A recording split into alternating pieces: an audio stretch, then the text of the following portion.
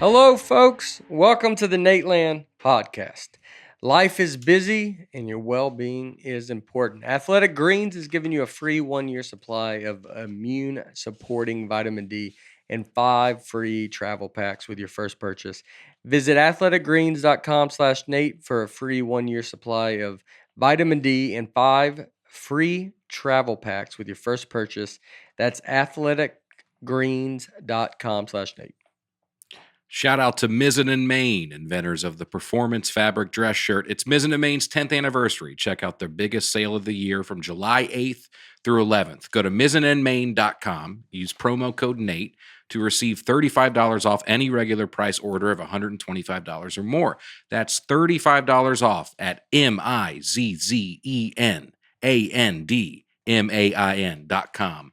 Promo code NATE. And life insurance gives you peace of mind, and you can trust Policy Genius. They don't add on extra fees or sell your info to third parties. Head to policygenius.com/Nate to get your free life insurance quotes and see how much you could save at policygenius.com/Nate. And finally, managing money can be hard, and juggling subscriptions, I mean, come on, even harder. Never pay for an unwanted subscription again with Truebill. Go to truebill.com/Nate. It could save you thousands a year. Let's go, folks. When I was in Paso, which has been a couple weeks ago, when this comes out, we're having I'm sitting here with Dusty Slay, Aaron Weber. All right. Brian Bates died. Tell me if hold on. Am I reading? He was sick last week. Let me, if I can't, no, he's alive. Brian Bates is alive. Lost his nose. Golly. That is frostbite. A shame. On frostbite. Yeah. Frostbite in July. Where'd he get frostbite in July? He'd be the guy to do it, though. Yeah. No, Brian, we had to record too. So he missed both of these, but he will be back, I believe, the next week. Yeah. He'll be here strong, doing better, strong like a bull. A bull calf, baby. Fresh. How quick does a calf, when it's born, does it become stronger than Brian? Is it the second it hits the ground? It lands and can walk. Yeah. Right, like once it stands up, he's like, you could have taken him right when he landed and didn't he's just like, what is this? You had about a 2-second window. Bates could have got in there and tore that thing up. And then once it stands up, it's like, well, now you're in big trouble because it's already got its bearings. That's got to be a tough way to get born. Yeah, if you're to just fall out of the sky. Yeah, they don't get any time. They No. need to get up immediately. Yeah. Like if they don't get up immediately, there's danger. Yeah.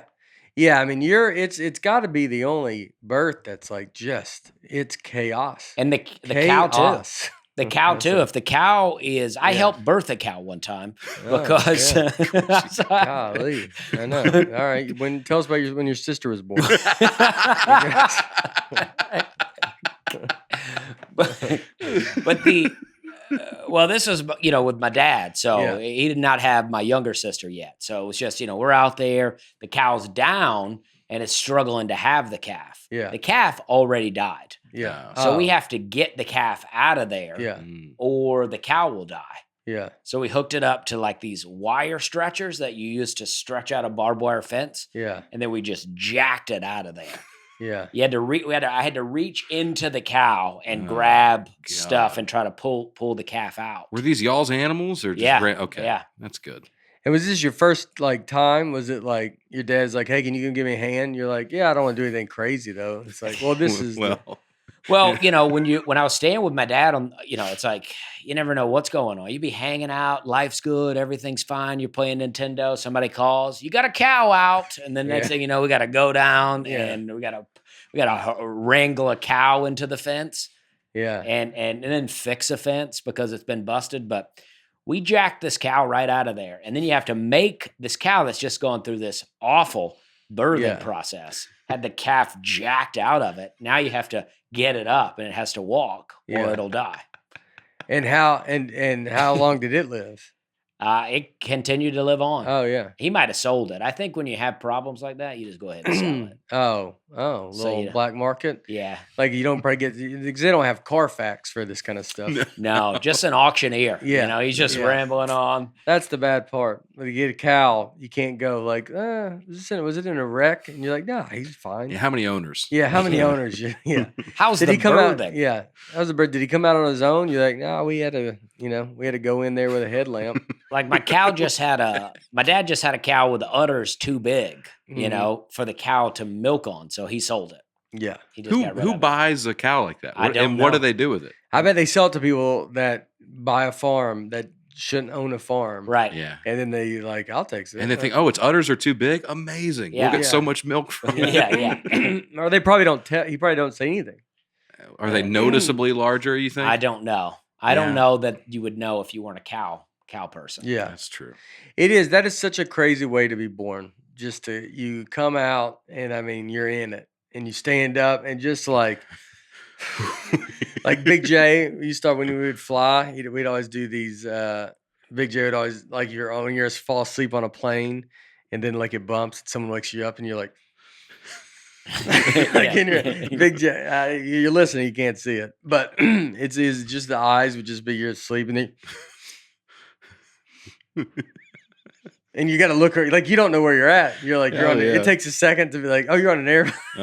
Uh-huh. you hit a real deep sleep, and I mean a cow, you come out, you don't even know you're about to come, and then then they get to eating grass. They just know what to do. They get in right away. We're one of the few animals. I mean. They have to be taught. It takes us a while to do everything. Yeah. These other ones are just jumping right in. Well, they don't. We end up doing a lot more. Well, they're not going to go to college. That helps. Like, when you don't have to worry about school. Yeah, they're about where they're always going to be. Yeah. I think an elephant, it falls a long way. Yeah. Out. Yeah. He Yeah. just wakes up and he's just like, God. He's just sore. His trunk is all, he's got to shake it. You think an elephant ever shakes his trunk out? I bet it's like, Oh, I bet so, yeah. all the time. because it's just, you want to, just be like, when they stretch, do you see it go straight out? Like, oh, my sinuses. It just goes, yeah. Yeah. Like, does the trunk just go straight out? And he's like, and he's just like, oh, stretching feels great. When you see an animal stretch, you're like, that's a nice stretch. I did yoga this weekend, this past weekend. Look at that. And it felt pretty good, man. Some of those stretches. Yeah. Stretching's Did a with Big J, universally actually. feel-good thing. Everybody feels good. Yeah. Oh, yeah. Yeah, stretch you feel good. Yeah, yoga's supposed to be, it's fun. I get, it's. I don't know how fun it was, but it did feel pretty good. Yeah, it's one of those that's supposed to be good. It's one of those that, like, if a dude does it, it's always like, no, you should be doing it, and you're like, you're defending it a lot. So that's all I'm saying. Yeah, like I yeah. don't, like they tell you, he's like, no. It's like Barry Sanders did it, and you're like, what? And you go, yeah, Barry Sanders did the yoga. That's why he could wiggle like he did. By the way, I'm sitting here. People might be able to see it. I have a Kenny Chesney shirt on. Went to Dan Shea Kenny Chesney concert. Big Kenny Chesney fan. Ripped in that picture. Yeah, He's in shape, man. That's why I bought it. And it's he has to be. He runs around. Yeah. Kenny Chesney was the song "Back Where I Come From." I'm an old Tennessean.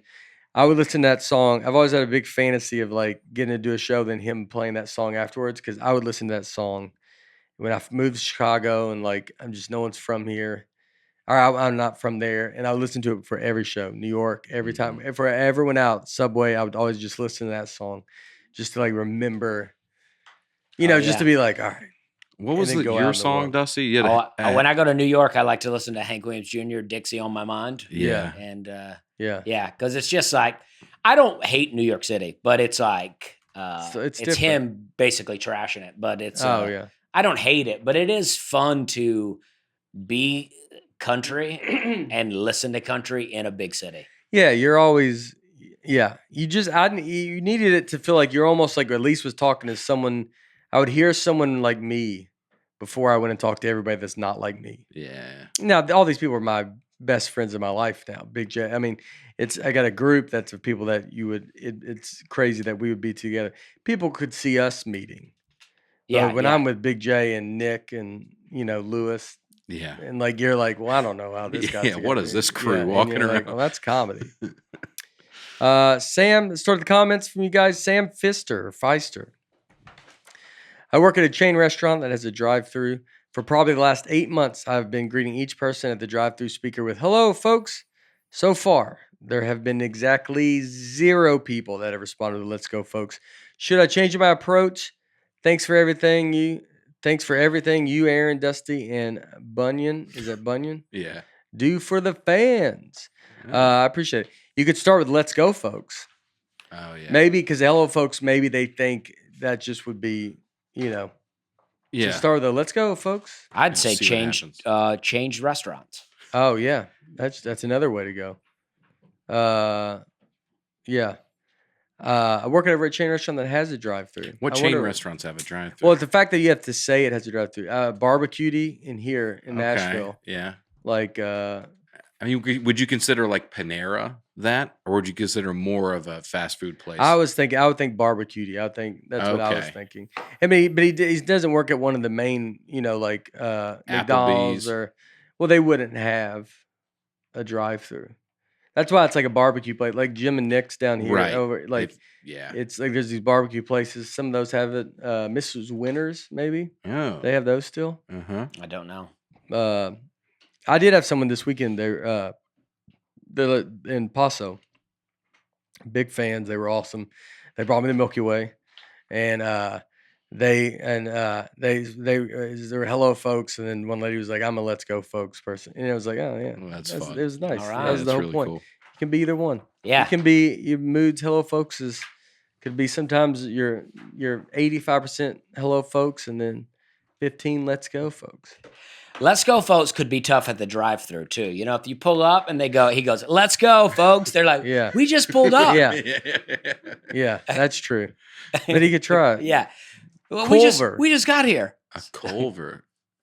That's like an ice cream That's like a spot. fast food place. Yeah, that's a chain restaurant. It's called a restaurant, so it's got to be a little bit. Sam DePardo. I'm starting with 2 Sams. Nate, I'm a manager at a small company, but I also recently completed a stand-up comedy class and am ready to make the plunge into open mics. Our comedy teacher taught us that we should always punch up and never punch down when it comes to making jokes about other people. But I have some employees that I would think would make for great comedy. What is your rule on the punching up or punching down? I mean, I always make fun of myself, so I guess I would always be punching up and not towards me, right? I would be punching down on myself. I always think it's best to make fun of yourself.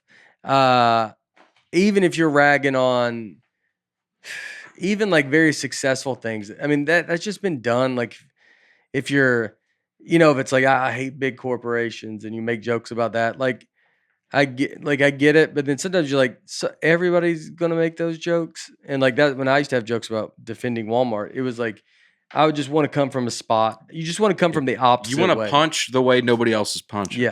Yeah. That's what you want to do. And then, those people you can make fun of those people, but there needs to be love. You need to show that you don't despise them. That's interesting. And you think you're better than them. So it's like you could maybe throw yourself in there with them. Like maybe all of us as a group, we think this. Right. Don't think I work with these dumb people. Here's why they're being dumb. Like me and my buddies, we all work there, and I think we're all dumb. And then now we're all dumb, and you're dumb with them, and that's fun. Yeah. Now you're a fun group instead of you being like, I'm better than them. Yeah. They're losers. I say that. I mean, that being said, you could also say that's about Bates every. No. You could also make them you. Yeah. Instead of saying they do this dumb thing, I do this dumb thing. Yeah. Even if you don't do it, you could just make them you. Yeah. Yeah, because that's also a good way to if you're making them if it's about you, that's better even for your right more if it's about you, because it's your experience. And that's what you're selling is your point of view is what people are buying. And how they relate to it is either, I always say, they laugh with you or laugh at you. Either way counts as a laugh. Yeah, because if you're like, let me tell you about these idiots I work with, then already the audience, I feel like, doesn't like you as much. Yeah, you're really trashing thing. It almost like if you went that far and said these idiots that work at this place and they're bad, whatever, and you go, and then at the end of you like, I worked there. I've worked there longer than they have. Like you have to do something that will save that's it. That's really to good. be like you. Yeah, there you go. Chad Stapleton. I just wanted to give It's a fun name. Yeah. I think of Chris Stapleton. Stapleton's probably a common name though, right? That's the only second one I've heard of. Yeah. Well, Chad's the one that's known. I just wanted to give a huge shout out to Aaron for his inspiration. I took Aaron's plan and started intermittent fasting. I don't eat after 1 p.m. and I am now down over 60 pounds. Wow. There you go. That's amazing, man. I'm now down 3 pants and shirt sizes. This is the lowest weight I've been in 15 years. Thank you, Aaron. Keep up the great work. That's amazing, man. How good's that? Good for you, Chad. I met some guys last weekend, too, that told me they've lost a little bit, too. It's a lot of pressure for me to... Yeah. Because you're going the other way now, right? Oh, yeah, dude. Yeah, I'm back, baby. We're back to going, I didn't know this was episode 2. Well, I'm still down. I've probably gained 15 pounds back from where I was. But I'm still down. Hard. Still considerably lower than I was a while ago. No, you're... But, like, I gotta get back into gear. So that actually gets me inspired, Now Chad. that gets you inspired. Thank you, Chad. It's working both ways. Congrats, Chad. Congrats to everybody that's done it. You'll be all right. It's the road hard. You run those, the Burt tours, or that's chaos. That was so much. Yeah, you have to. It's not, you have to eat good. I can tell you though, my energy from eating good. We're doing the calorie things again. Like I said, I'll just eat it serving size. I'm not giving up anything that I don't have to give up. I still like candy. I still like McDonald's. It's like, but then I also know, well, I could go eat McDonald's. But a Big Mac is 800 and something calories. Yeah. And then you're like, so I'm eating 1,800 calories. Well, that's, I'm not going to get really much left. It might be even more than that if I ate just a meal. So it's like, I could eat that once, but I'm probably going to be starving later. But I also will be tired too. And I just know that. The day after my special, which we're shooting September 24th in Phoenix, and tickets went on sale for a third show, September 23rd. We're not filming that show.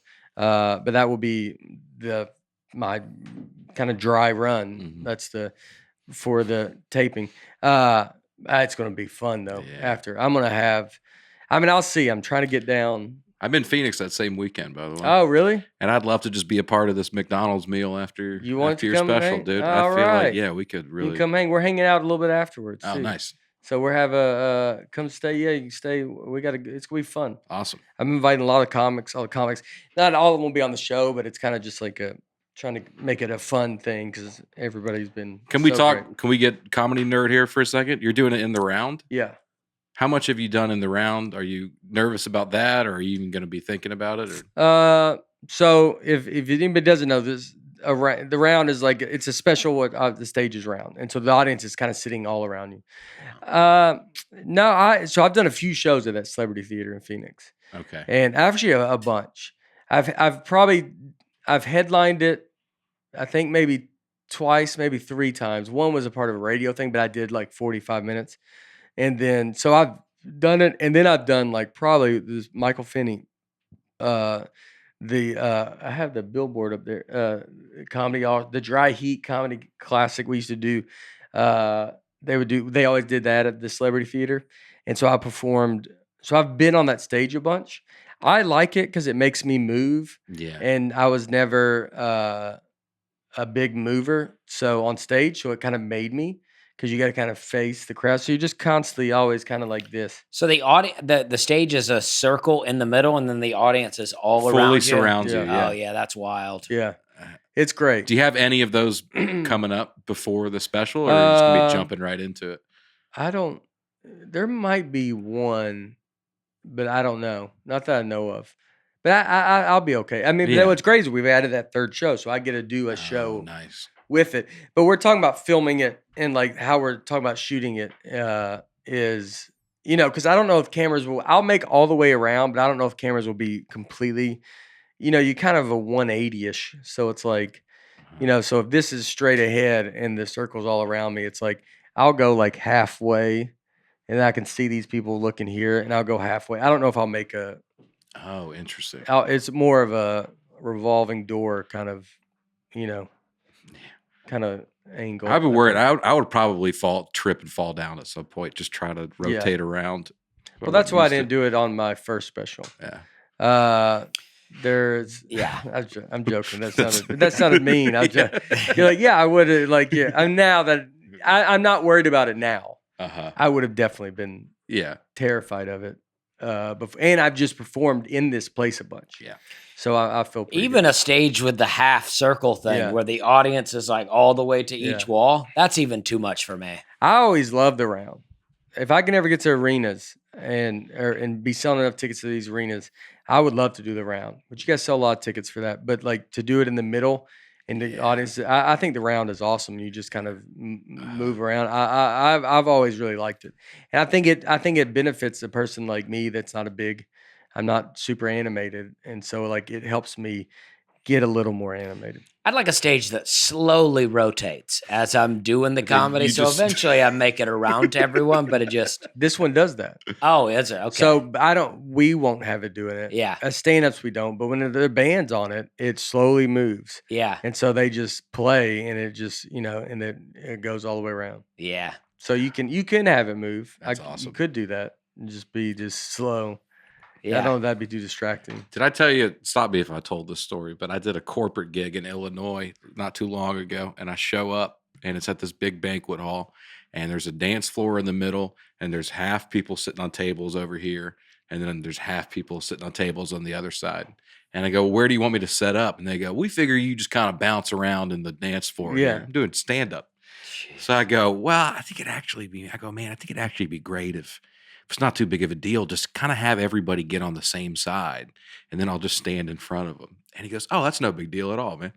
So I'm standing in the back. He goes up. He goes, hey, everybody.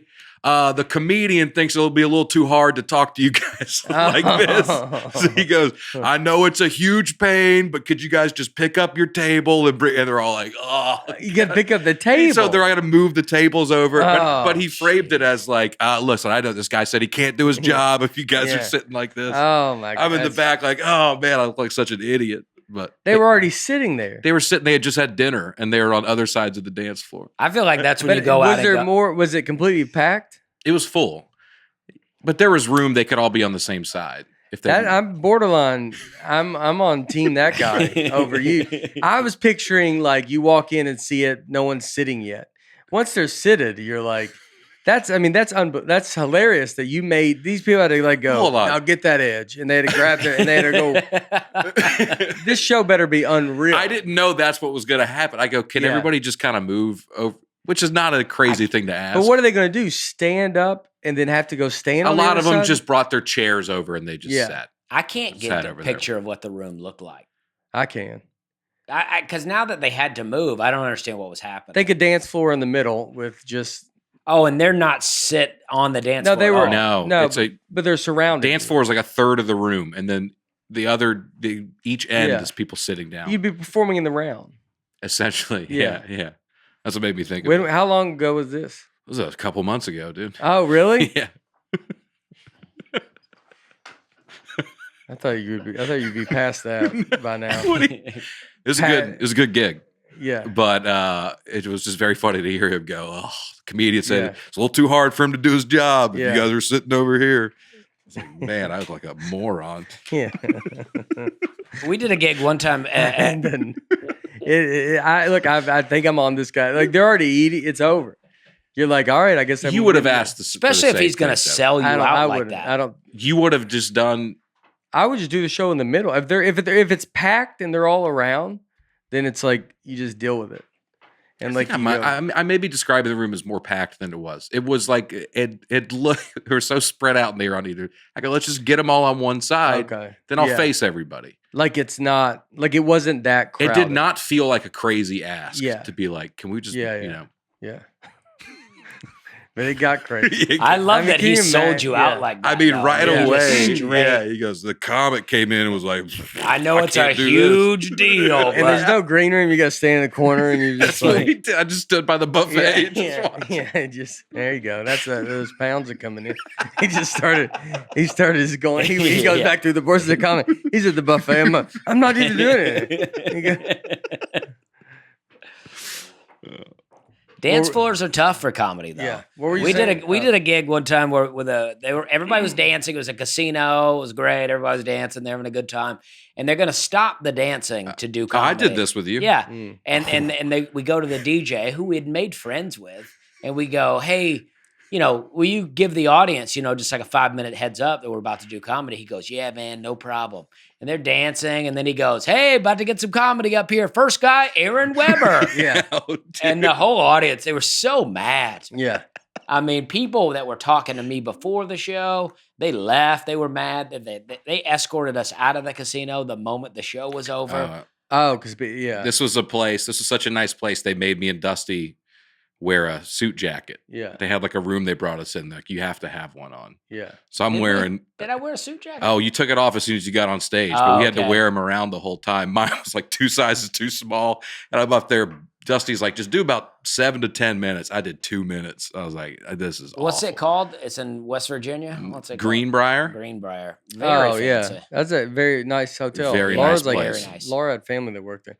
That was like a there used to be there's like a big history about that hotel. I think we talked about it on this. I was like, can I get some food? And they were like, yeah. And they took me into the kitchen. Mm-hmm. Yeah, we And ate with the employees in the kitchen. yeah. Yeah. They were like, don't hang out.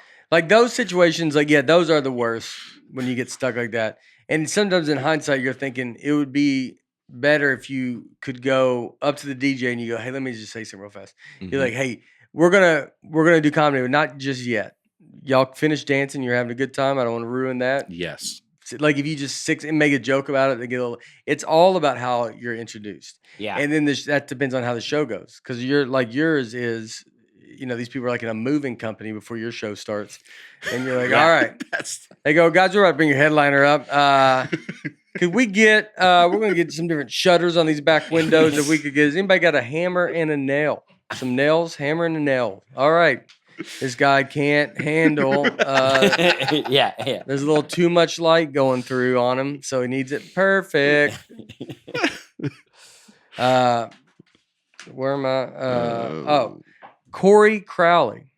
My best friend's brother applied for a job in the CIA, was rejected because when they were looking into him, they found out that his ancestors were officers in Nazi Germany.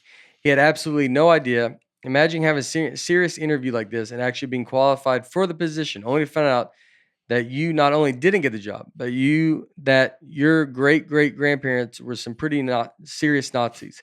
I used to comfort people going on interviews by saying the worst thing they can say is no, but have since modified it to the worst they can say no, and that you're the descendants of Nazis. That is true. That is the worst. And I tell you what, that's how you create more Nazis. And that's what the guy should have said. And so do you want me to go apply? Well, maybe I'll go see if they're hiring. Because I guess I can't work here. Oh, yeah. Yeah, I mean, I can't work because of what my great-grandparents did. Yeah, Come that's on. crazy. Yeah. Yeah. That was a pretty bad thing they did. Yeah, So they were bad people. Logan Hurst. I actually had the opportunity. Well, I just want to say that I agree they were bad I people. know. I don't want us sailing off of this. Yeah. They're bad people, and then you go No, right you into let the them next. know. Yeah. Everybody knows Dusty's stance on this. Dusty, what is your Dusty Town podcast? It gets, it's not for everybody. That's what your slogan should be. It's not Dusty. for everybody. Yeah. Welcome to Dusty Town. It's not for everybody. Logan Hurst. I actually had the opportunity to have dinner with Dennis Rodman a few years ago with a small group from work, and we talked a lot about North Korea.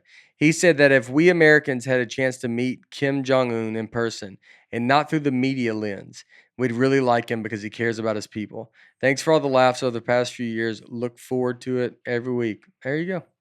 That's great. Got one guy is about Nazis, next guy like Kim Jong-un. Good dude. Yeah. I'm sure North solid. Koreans would love to have dinner of any kind, much less Yeah. with Dennis Rodman. Yeah, I could see. It goes back to my theory with everything is every person on earth is basically nice. Like if you just if you walk out, but go live a life, Yeah. and everybody you're gonna encounter go, I bet they're a great I person. don't know if Kim Jong-un applies to that. No, but- I'm not saying it, but I'm saying like in general, Right. your odds of meeting a murderer or something are pretty low, and if you do, it's not good. But it's But if you go with the attitude of like, I think everybody's like, you're gonna meet them. You're like, people get bad when they get in groups, and that's when But if you pull back side and you're like, hey, you'd be like, this dude's the best dude in the world, dude. Like, yeah, because everybody's the best person in the world. And really, what's Kim Jong-un supposed to do, right? He inherited the position. Probably fix it. Right? But is he supposed to come in and go, everything, you know what I mean? It's like, he's probably like, I don't even know what to do. That's how stuff gets solved, though. Someone comes in and goes, everything should be free. He goes, it's a lot of work to unfree this country. We'll just keep doing what we're doing. We got a good thing. I don't know anything about North Korea. I mean, people, we could be big over there. And they just can't write us.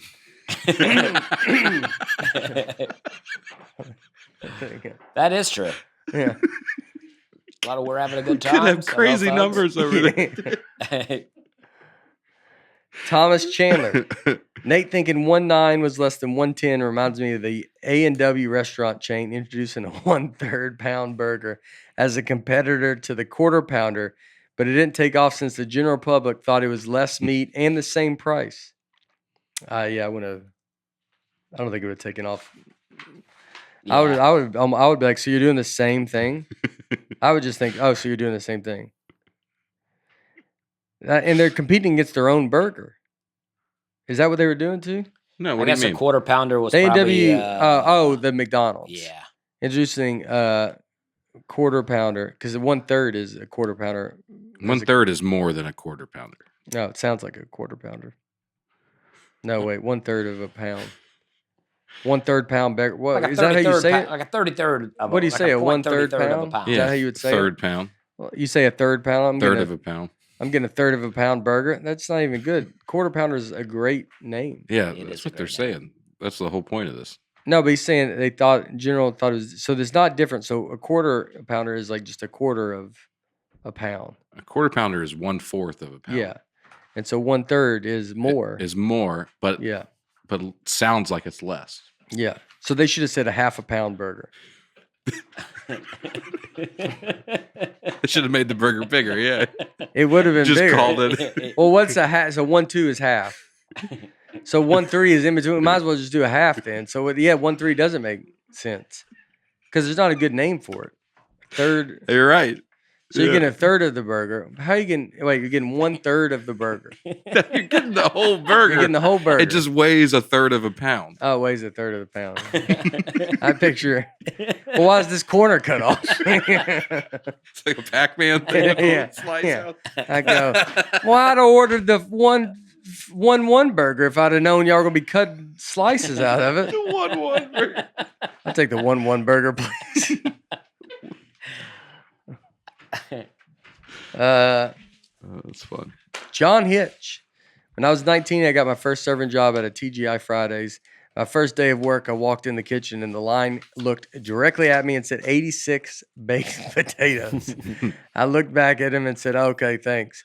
Having never worked in the food industry before, that seemed a little odd, but thought, man, they keep a really good count on how much food they have.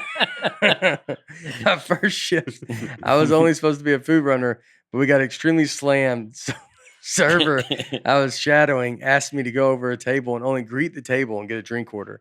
Of course, when I got there, the table said they were ready to order. Wanted to show my trainer I was a go-getter.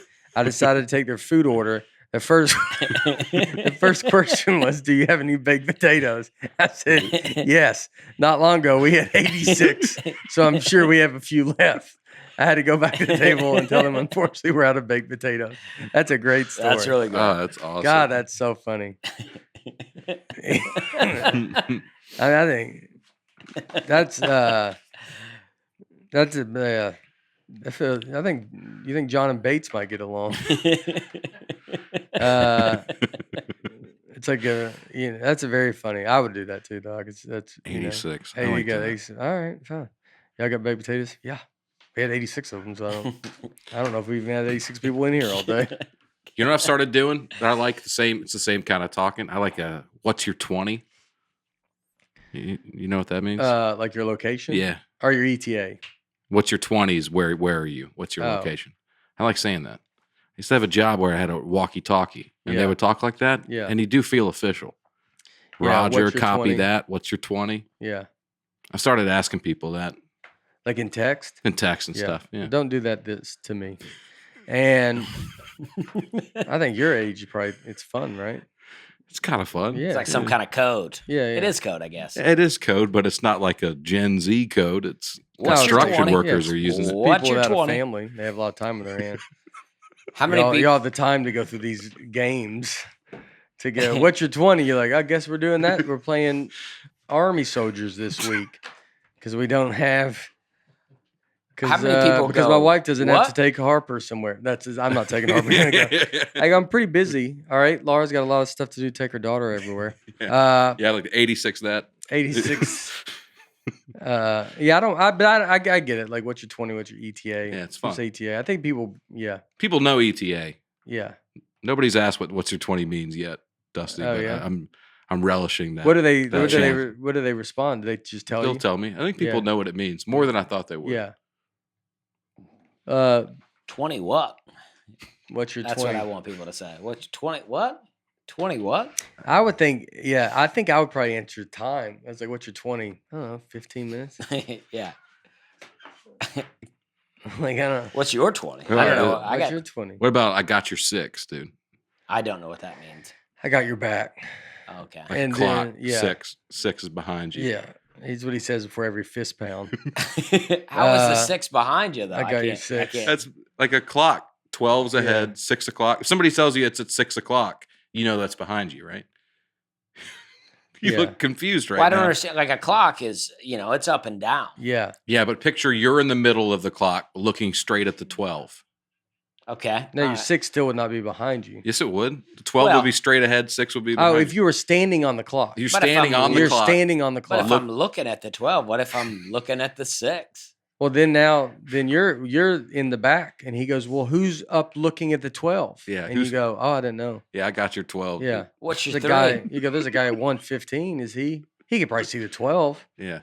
Nate's Yeah. at 1 o'clock. You're at probably 10 o'clock. Yeah, See? you're at 10. I've never been good with time. Yeah. Like a clock. Mm-hmm. Takes you a second. Well, I never am all that confident in it. Yeah. I can look at it and I go, this probably is like 3:20, but it Yeah. could be 4:20. Yeah. It takes me longer than I would like to admit Yeah. when I have to read a clock like that. But I in general I get it, and I'll catch myself just being 7. Like I just go.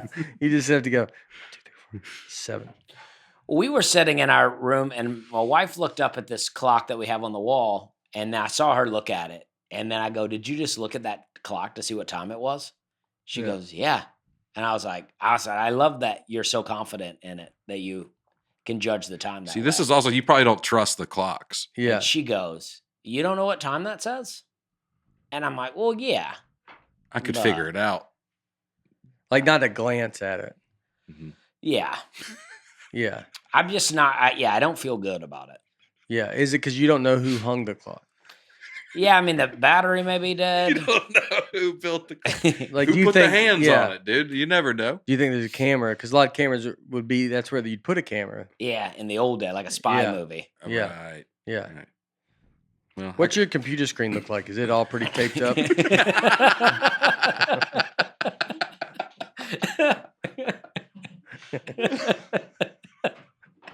I don't even know what that means, really, but you get the camera covered. Oh, yeah. Yeah. Oh, for sure. Oh, for sure. I think you type behind a billboard of another guy just so they don't know it's you. Oh, yeah, for sure. Yeah. For sure. Caitlin Blanchard, the Blanchard The family. Blanchard family is back. Old money, the Blanchard family. Whatever happened to the show that Big Bird and Aaron were on together for an episode? Did that air? If not, when will it? And where can we see it? It's coming out in August. Show is called Sprung, created by friend of the Oh. podcast, Greg Garcia. Yeah. Brian and I are on it. Brian's in a couple episodes. I'm in one. I'm in the pilot. I saw a little sneak peek. It looks awesome. Looks awesome. It's very cool to be a part of it. Yeah. I'm going to get Greg. Greg's going to come by and more because we talk about Greg a lot. Greg Garcia. He listens to the podcast. Yeah. Yeah, he had you. So I remember reading this. I saw the script early, and it was like he's unreal, dude. I mean, I tell you, he won't say it. I mean, very humble guy it seems, but very humble. he's But the I mean, man. there's not. It's probably the best writer I've ever seen, and he writes everything so quick. He created My Name Is Earl and Wow. a bunch of stuff. Great I like show. a ton of. I can't remember them all now. I ruined a lot of tape laughing. Yeah, I messed up a lot of because takes. it's just very funny. It was like, this is legitimately funny. Yes, dear. My Name Is Yeah. Earl season you 1. did? One of My the name best is Earl. shows. Yeah, One my of the name is best Earl. shows. Yes, dear. Yes, dear. Raising Really Hope. great. Okay. The guest book. Wow. I'm rattling them off. Maybe a couple other. He'll tell you. Ask him. He'll tell you about them. So August, that's going to come out. And Yeah, we'll be talking about it. We'll be talking about it. We will keep you posted on that. Yeah, they have ads. I've seen cool. the picture. Cool. Yeah. Alec Marrow. Hey Nate, new listener here. I recently turned 27 and also found out I'm dyslexic. Dyslexic. Needless to say, a lot of things are starting to make sense. After 8 years of special reading classes, it never occurred to anyone that maybe there's something wrong. After being told that dyslexia is genetic, I asked my father if anyone in the family has it. His response was, yeah, me, grandpa, your uncle, and cousin are all dyslexic. This information would have helped a lot in school. I wonder if we have anybody in our... You might. I might. It's Yeah. only recently diagnosed. Oh, yeah? You know, and I know this because Rudy, Daniel Rudiger, the movie Rudy, Yeah. he was diagnosed as dyslexic in college. And at the time, he had never heard of it. There's a line in the movie where he's like, I have this thing called dyslexia. And he's like, it's where the letters get mixed up. Like, it was kind of a new thing back then. So he had to get through that. Yeah. On top of him not being good enough. Right. He had dyslexia. For Notre Dame. 100-0, 5 foot nothing. You have dyslexia. Yeah. Yeah. Doesn't like Joe Montana can't stand Rudy? Oh, I met a guy, who was on recently, who was on a couple years. They overlapped on the team. Yeah. They're like, dude, it was annoying. Yeah. He's an annoying kid. Yeah. He's a kid who's not good enough to be on the team, and he won't shut up at practice. Yeah. You're like, God, this guy stinks. Yeah, that's funny. Yeah. Yeah, that's funny to be. It's all your perspective. It's this heartwarming story, and he gets in, and because there's a mix of that go-getter attitude, but then you're also like, well, go put it into something you can be good at, and you're gonna be great. But he maybe inspired a lot of people. Yeah, you know, when they made a movie about him, Joe Montana's like, they made a movie about me. I did pretty good. If you're Joe Montana, you're like, make a movie on who? Yeah. He's like, I didn't even try to play that hard. I was actually just really because good. I was just out there. Yeah. They made a movie about that kid from practice, Rudy. Rudy. They make a movie about this podcast just about Bates. It's when none of us are in it. It's on Nateland. It's only Bates. It just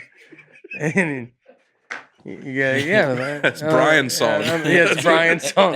Yeah, I'm a little annoyed. I'll be honest with you. It's called Nateland. I thought I'd be shown. I mean, Rudy, they don't even show Joe Montana. There's not even. Do they even allude that it's Joe Montana? So Joe Montana played on this team same time? I don't think they might have overlapped for a couple of years, but it wasn't But they were still even on the same team. But Joe Montana, I guess, wasn't one of the people that laid his jersey down on the desk. That scene never happened, unfortunately. That was creative license. Yeah. No one was. Did they carry him off the field on their shoulders? 1975 was the year Rudy made the sack. Yeah. So. And then, so Joe Montana was there. He drafted 74 to 79. So it was his 1 year, sophomore year. I mean, it's kind of crazy though. Like they don't make a big deal about it, and it's Joe Montana won a national championship. They didn't win the national championship that year when Rudy did that. No. So they don't even make a movie about the year they have in Joe Montana. I'll be honest, I could see Joe being a little upset. Yeah. Sorry. Yeah, I mean. Yeah. All right. Oh, sorry. Leave all that in. Eric Yates. Nate, I recently listened to your appearance on the 2013 episode of The Crab Feast with Ryan Sickler and Jay Larson, and you told a longer, fuller version of the concussion story, which later became the joke in your special 9 years later. My question is, did you always know that story would eventually be a joke or in your act, and did it take you that long to fully think of a way to make it stage ready? Or did something just one day click in your memory that made you want to make it into a joke? The dedication it takes to never let such a great story go is truly impressive. Thank you. I'm the Joe Montana of the Rudies. That's what he's saying. He goes, "You're my Joe Montana." I don't know if I'm reading this right, but it's Eric Yates. Eric said, "You're my Joe Montana." Eric, well, bless your heart. Yeah, you have those stories. I had that one. I actually told a version of that one on something else, but it was never that in detail, and it was on maybe Yelled At by a Clown. Or something, but it was never I never had it, and then it came back. It came back just because, but I didn't really tell it. It wasn't really like I knew I could tell it again because it wasn't that big of a thing. And then when my dad said he met that guy in prison that found me up that concussion. Did we just talk about that here? We talked about it last episode. Last episode, yeah, that's funny. Uh-huh. And then when I met that guy, my dad met that guy. It was like, oh, he told me that, and I told it on it's Crab Feast. He told it somewhere else. I told my cousin Tuesday the wedding story with Tuesday. I told that on Mark Maron, like on the live. Oh, really? I did a live WTF, and that I want to say that's one of the first times I've ever told that story was on that. And then I ended up telling him my act. But yeah, sometimes you just you can't figure out, like, it could be a story. And then you're like, that whole story is like, you don't want it to be just a sad a kid falling off a cliff. Right. So you just got to figure out, how can I make it like all kind of be funny and not this kind of sad. And so you just kind of, sometimes you got to you do sit, wait, you just go try it somewhere and you can't figure it out. And then I think it just stays in your brain.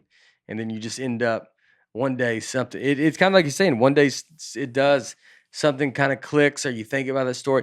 For me, a lot of times it'll happen with, when I'm writing a new hour, because when you do a new hour, sometimes you go back to some stories that have never made specials, or it's, you could, I might have 20 something minutes or more of just like kind of random stuff that just never made something. This next special has a couple things that were always kind of my randoms, but they actually might make this special. I'm not positive yet, but there's actually a place for them.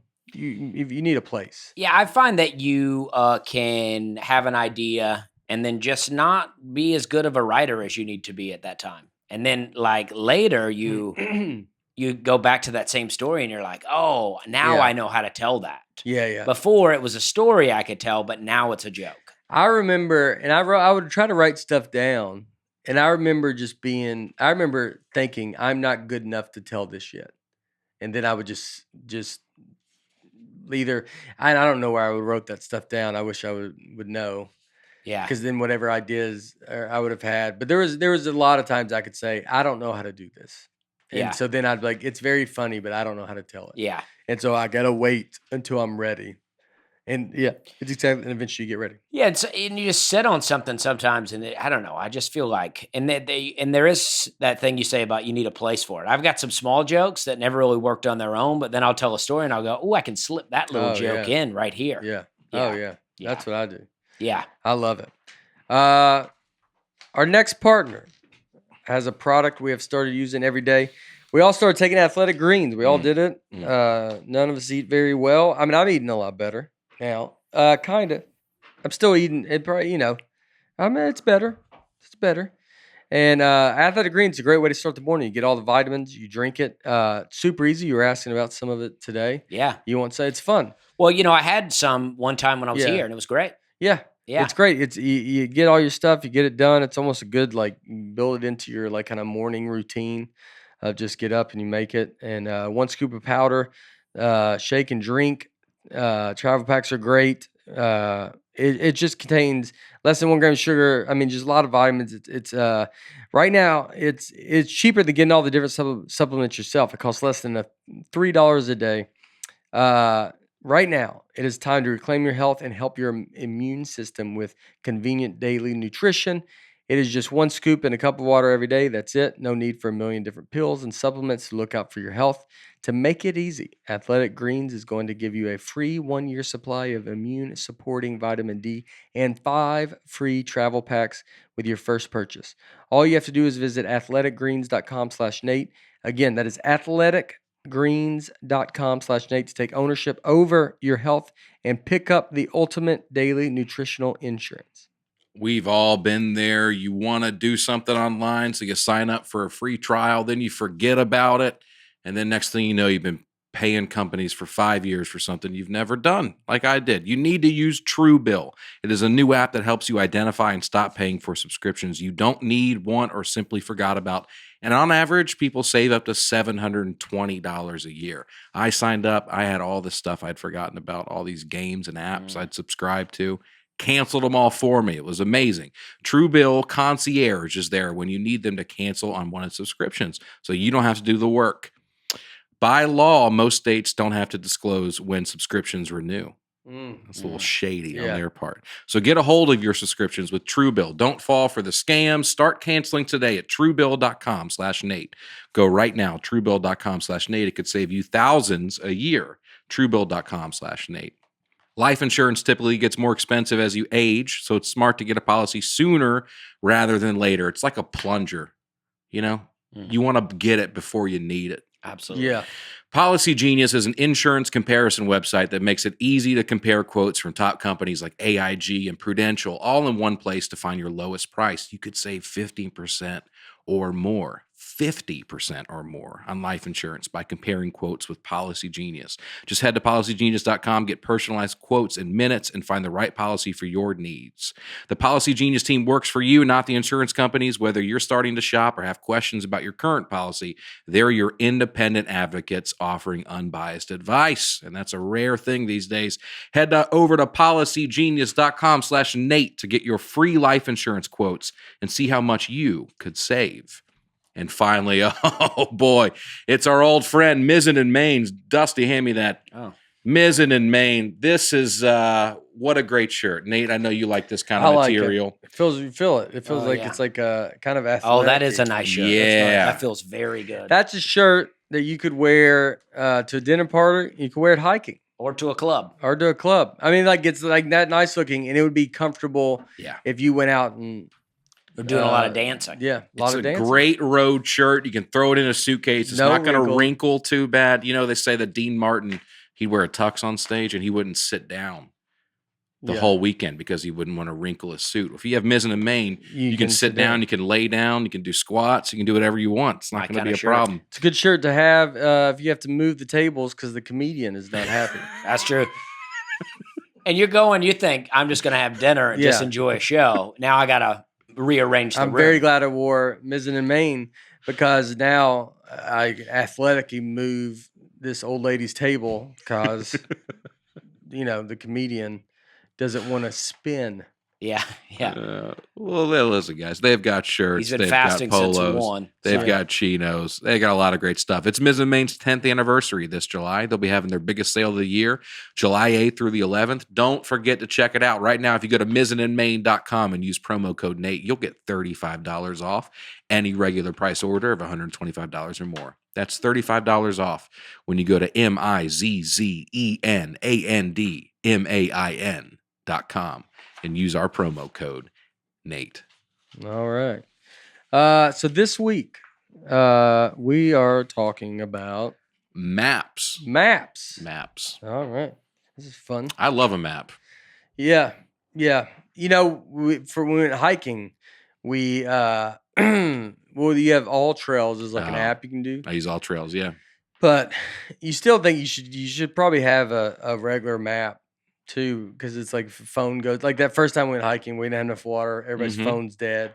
Like you're like, oh, you don't have service. Like, Mhm. even though you can download it, you're like, well, you should still probably carry. Yeah, if the phone actual- dies or something. Yeah. Have a real regular map. But I like a map. I did maps when I was doing my delivery stuff, and when I moved to New York and delivered, I used the little map that was the book, and Oh, the unfoldable. Yeah.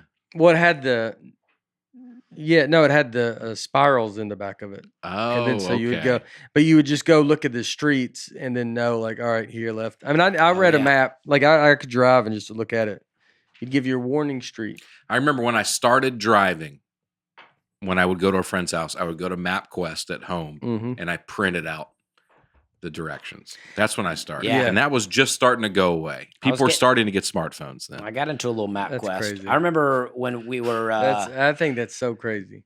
I think it makes me sound old now, but that's What's funny is it weirdly does, and it makes me sound even that much older. Is that you're like, I barely saw the end of it. And you're like, that was like a game changer. Like I remember going on the road and like you didn't I didn't grab the directions out of the printer, and you're like, what are we gonna do now? And it was like how you got anywhere. I remember you just have papers and papers of the directions on the MapQuest just in your seat because you had to get, I couldn't imagine doing comedy with MapQuest. We went to Atlanta one time to meet a buddy. We were living in Opelika. We went to Atlanta. We had the MapQuest directions. We missed a turn.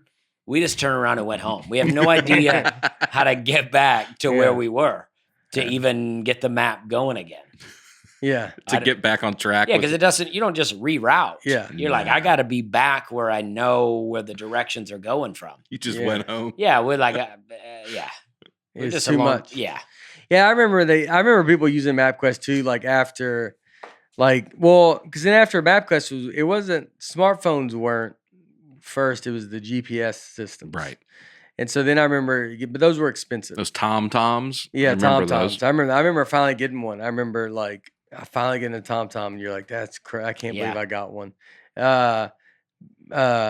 It was, but I remember a lot of people, because even when TomToms were out, it was like you still had to do MapQuest because it was just TomToms were expensive and you couldn't afford them. And then, but then able to get one. And then it was like you trusted it so much. And then now it's like, yeah, you still should know. Like, it is a weird thing that you're like, that's the thing is like a map. You do want a map in the fact that it is, you're like, I don't like trusting. Everything goes wrong.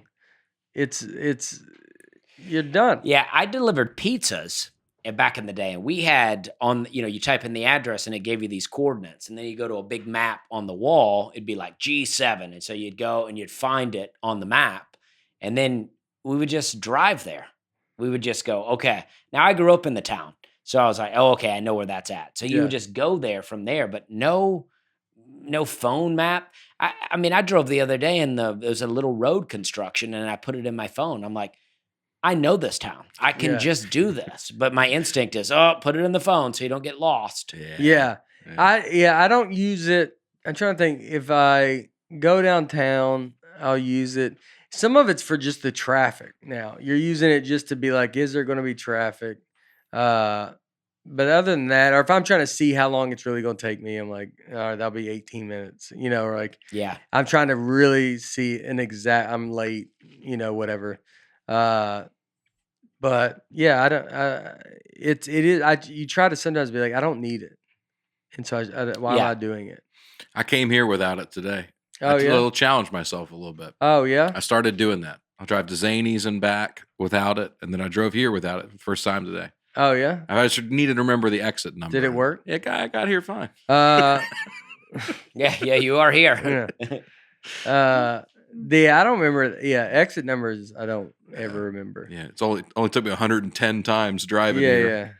Yeah. Before I figured it out. Wow, that's interesting. Yeah, 110 episodes. Yeah. You GPS it every time. Yeah. But I've only been here 6 or so. Yeah. That's true. You strike me as a guy. You go outside, you feel the wind, and you can just. Well, I got a good sense of direction, but something about the car now, I'm just so dependent on the phone. Yeah. The phone is trapped. I think I got a good sucking sense my of life direction force too. out. I can always feel. I think that way's north right now. Is that way north? I don't know. I have no idea though. Is it north? Doesn't it feel north? Yeah, let's figure it out. I think that way's north. You just kind of feel it. Yeah, I feel it. South should be behind us. East, west. You can look at like moss on a tree. Is that Huh? really north? All Stop. right. That's Boom. that's That's not- good. ah. North is I know I'm in my house, but like, Yeah. but it's like I can always just kind of be like, yeah, it's that way. I can just picture it. I mean, I guess you could. Yeah. I think where we're sitting right now, I'm sitting exactly the way the interstate's going. Yeah. Versus like I'm sitting in your seat, then it would feel that way where I'd be like, it's east. But just like It's impressive. even people, live. I've never got lost in this room. You didn't use GPS to get. I forget if we tried to use a compass. No, that day we were kind of with the one hike went bad. We tried. We were like, "Do we have a compass?" And that was a little tough, because we were in Reno, like by Lake Tahoe, like in the mountains up there. So you're like, you definitely don't know where you're at, and you got to kind of feel it. But yeah, I think I have an okay sense of direction. I remember coming out of New York though, the subway. When I first moved there and I came out of that subway, you would be like, I don't even. Yeah. It's And I always overwhelming. think and what's funny is I always think the extreme. So I think, where's my home? Like Old Hickory. Yeah. So then I'm like, which way's Old Hickory? And like, you're like, I'm like, well, it doesn't matter really where it's up. But it's like, to me, I know Old Hickory's south. So it's like, what way is home? Like if I want to go home, I got to go you go that way. Yeah.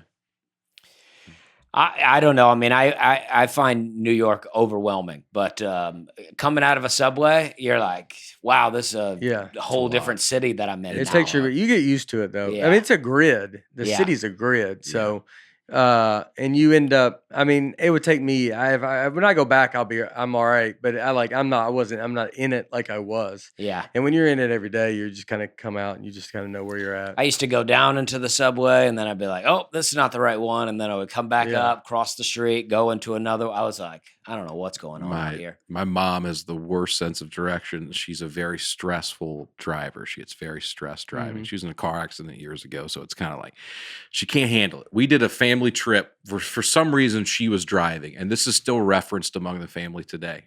We're like 8 hours into this trip. We're in the neighborhood of the house we're going to. And I was helping her navigate. And I gave her I said, turn left. And she said, we're in a neighborhood. She turns the wrong way. And I go, oh, that's the wrong way. Sorry. And she goes, you blew it, buddy. She goes, you blew it.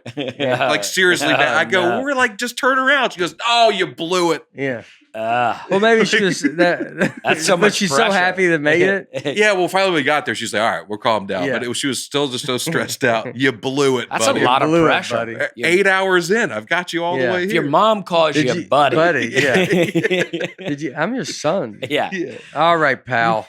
That's like if my wife calls me dude, I'm like, Yeah. she's mad. Yeah. Oh, really? You blew it, buddy. I like that though. Yeah, you blew it. So we say that all the time Yeah. now. You blew Anytime it, something buddy. does really small, Yeah. you put the wrong forks out, you blew it, buddy. Yeah. The wrong forks, huh? I don't know. Look at that. Big. I mean, good night. We're seeing ends in sight. What did your mom ask? Did you ask the driver? Hey, do you mind if I take over? I meant like plastic forks versus, but that did sound Yeah. okay. Yeah. That's the wrong Is the fork, salad so- forks here? Oh, He that's goes, funny. excuse me. I don't understand how I'm supposed to eat this oyster with my my Caesar salad fork. How many would y'all set out multiple forks?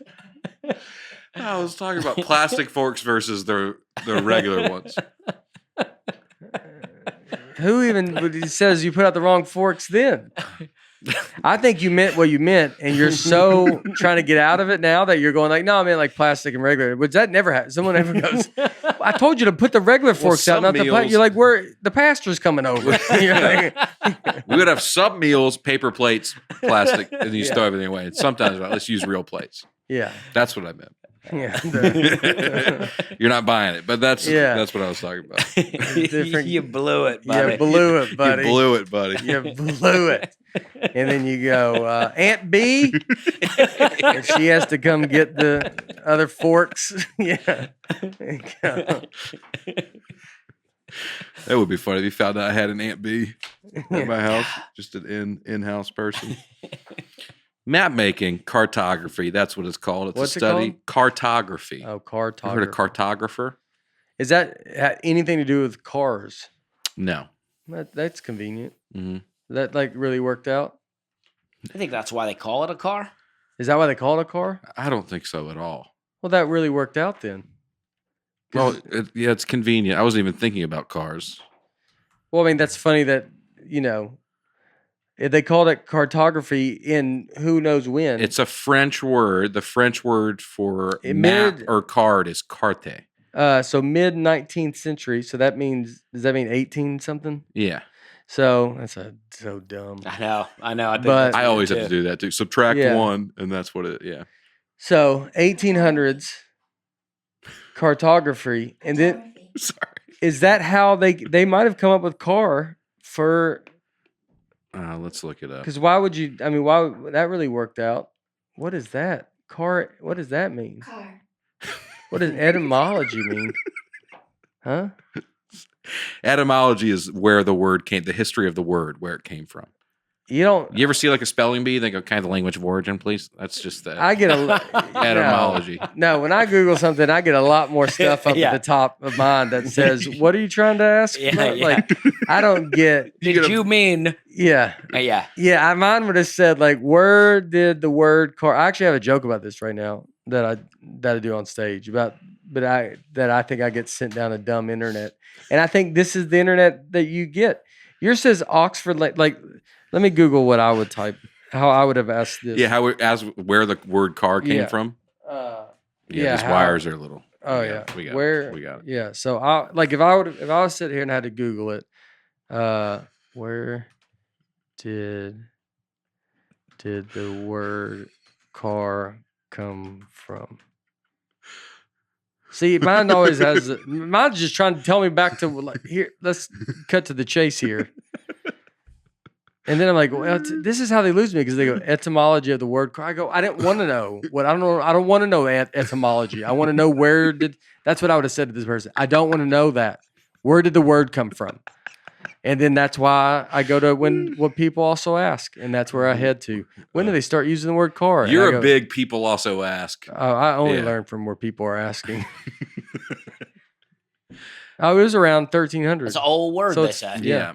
See, Yeah. the root of car is carus, which is a Latin word. The root of cartography is carte, which is a French word. Yeah.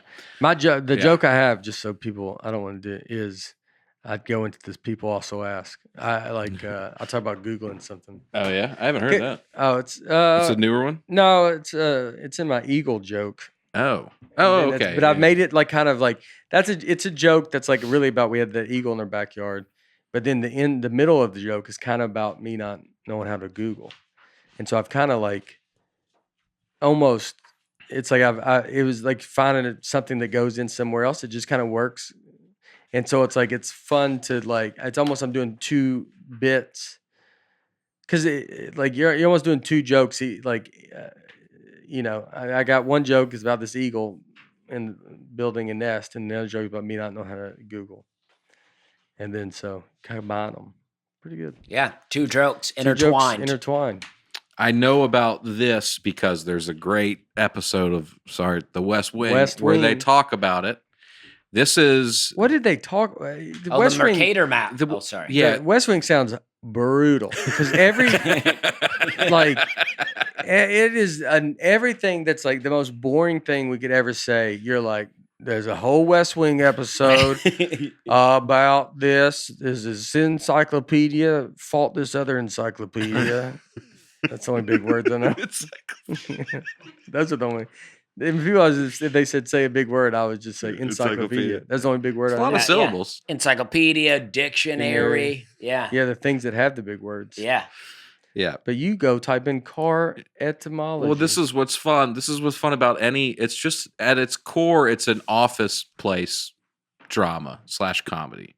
It's like Right. The Office without the West Wing's a jokes. comedy. It's very funny in some parts, dude. they showed What do this- you got to have a Harvard degree to get the jokes? But it's just a vehicle, especially if you're in a White House. It's like that's an excuse to talk about basically. Is it you laugh at all the jokes? You go, You go, yeah, that's yeah. how I laugh. That's how you laugh at the jokes. And I'm like, that's how I laugh. Yeah. Yeah. And you're like, I thought that was the sad part. And you go, no, it's a reference that you wouldn't get it. You it's a wouldn't get it. reference. Yeah. They use this West Wing thing that you're talking about on a lot of conspiracy videos. They'll bring up this clip. This clip from this. Yeah. Oh, really? So this is the world probably as you know it, Nate. It's the world as I know it. that pretty much the whole world. This is the map that was used for a long, long time. This is called the Mercator projection. Yeah. And the issue with this, even though this is when I still think about the world, I think about it looking like this. Yeah, that's how I think of it. Mostly about the relative sizes between things. Yeah. Look how big the United States is compared to about the same size as South America, right? Yeah, we're a little bit bigger. Close. Greenland. I mean, how big is Greenland up there? It's enormous. It's as big as Africa. I don't know. What do you size it? I think if you count, I guess if this is Greenland. Yeah, I mean, that's I know that. huge. That is huge. But if you North America is gigantic. It's way bigger than South America. That's what I was thinking, just like United States. It's well, if you're breaking down here, Tennessee's a lot smaller than South America. That's what we're doing. No, I was just saying like the relative sizes between each other. Yeah. So the argument is, in West Wing, somebody comes in and presents this, is that this is an inaccurate depiction of the world, and it's much more likely the Gall-Peters projection. And this is what the world looks like. Wow. Which looks, if you're used to the last one, this looks like it's just a distorted image. It's just stretched out. It's just stretched out. But look how big Greenland is now compared to Africa. Like Africa is so big. Yeah. South America so much bigger now. Europe is like nothing compared to what it was. Yeah. So just to go back, that's what it looked like before. Yeah. And they've argued over the years that this was done because... Go to Australia again. Yeah. Go back to... Yeah. A little small there in the corner, and then it's a little bit bigger there. Huh. So it's been argued that they use that original Mercator projection to, like, if you wanted to argue that, Europe's the best, I mean, this is the map to do it because it looks huge compared to everything else. But really, the world looks much more like that. So you could Africa's the best. You could still be the best and be small, though. Yeah. Right. But it doesn't make you think China's huge and all this stuff. And then you're like, oh. Yeah, it's actually more like that. But maybe they just made it because that would be weird to look at a map like this. Well, not really. What if you're starting from nothing? And imagine you grew up on this map. This one would look insane to you. This other one. I would be like, oh, I can see it a little bit better. That's all I would say. I'd be like, I think the Gall-Peters projection. That one you're like, so you didn't want to do the top part? And you're like, well, he goes, I was just trying to I was like, let me guess, you forgot the top part. Let me just take a shot in the dark. You forgot the top part, and you had to jam it in there, and that's why it's tough to see. I would think that's what I would say to the Gall, and then that guy's like, I took the time, and Yeah. This could also just be, there's no reason that the North is the North. You could just flip this map upside down and it would be just as accurate. But if it's a globe, right? You could flip the globe upside down. There's no... You know what I mean?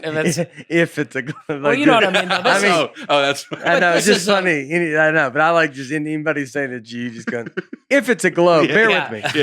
Bear with me for a second, everybody. But, it's all laid out here, all stretched out in a rectangle form. Right.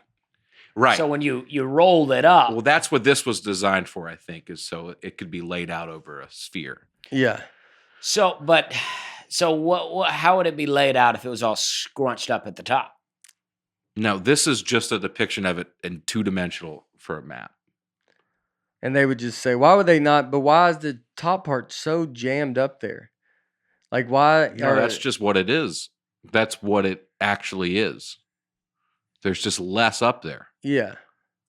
I feel like Canada should be more snow-like. They should more of a... well, that looks like there's... Yeah.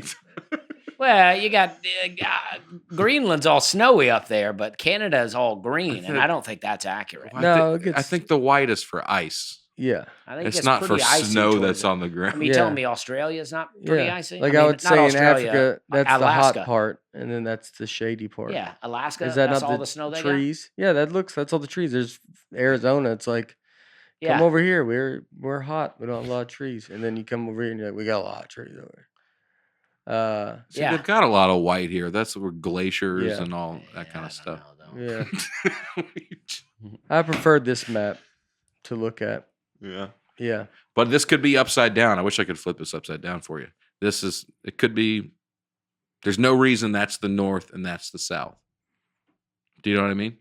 Yeah, but we've already chose it, so now it'd be Yeah, a we lot picked to. it. There would be a lot to change it. Well, there would be a north because if the compass is going to the north. But don't they have pictures of the globe showing that it's this way? Yeah, but they took it from that orientation, but you could rotate around, take a picture. There's no fixed up and down in space. But it doesn't roll around like this, though, Yeah. does it? Sure it does, depending on where you're looking at it from. I think you will only refer to it as a globe because you will only refer to globe as the thing that's bought in the store.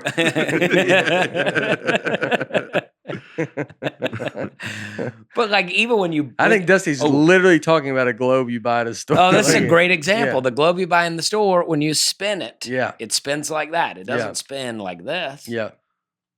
What do you mean? Like it. Look how big the south part is. Yeah, because that Antarctica's huge, huh? Yeah. That's yeah. Yeah, It's it's all not around. Antarctica to be above us. Yeah, I mean, so much below, not a lot above.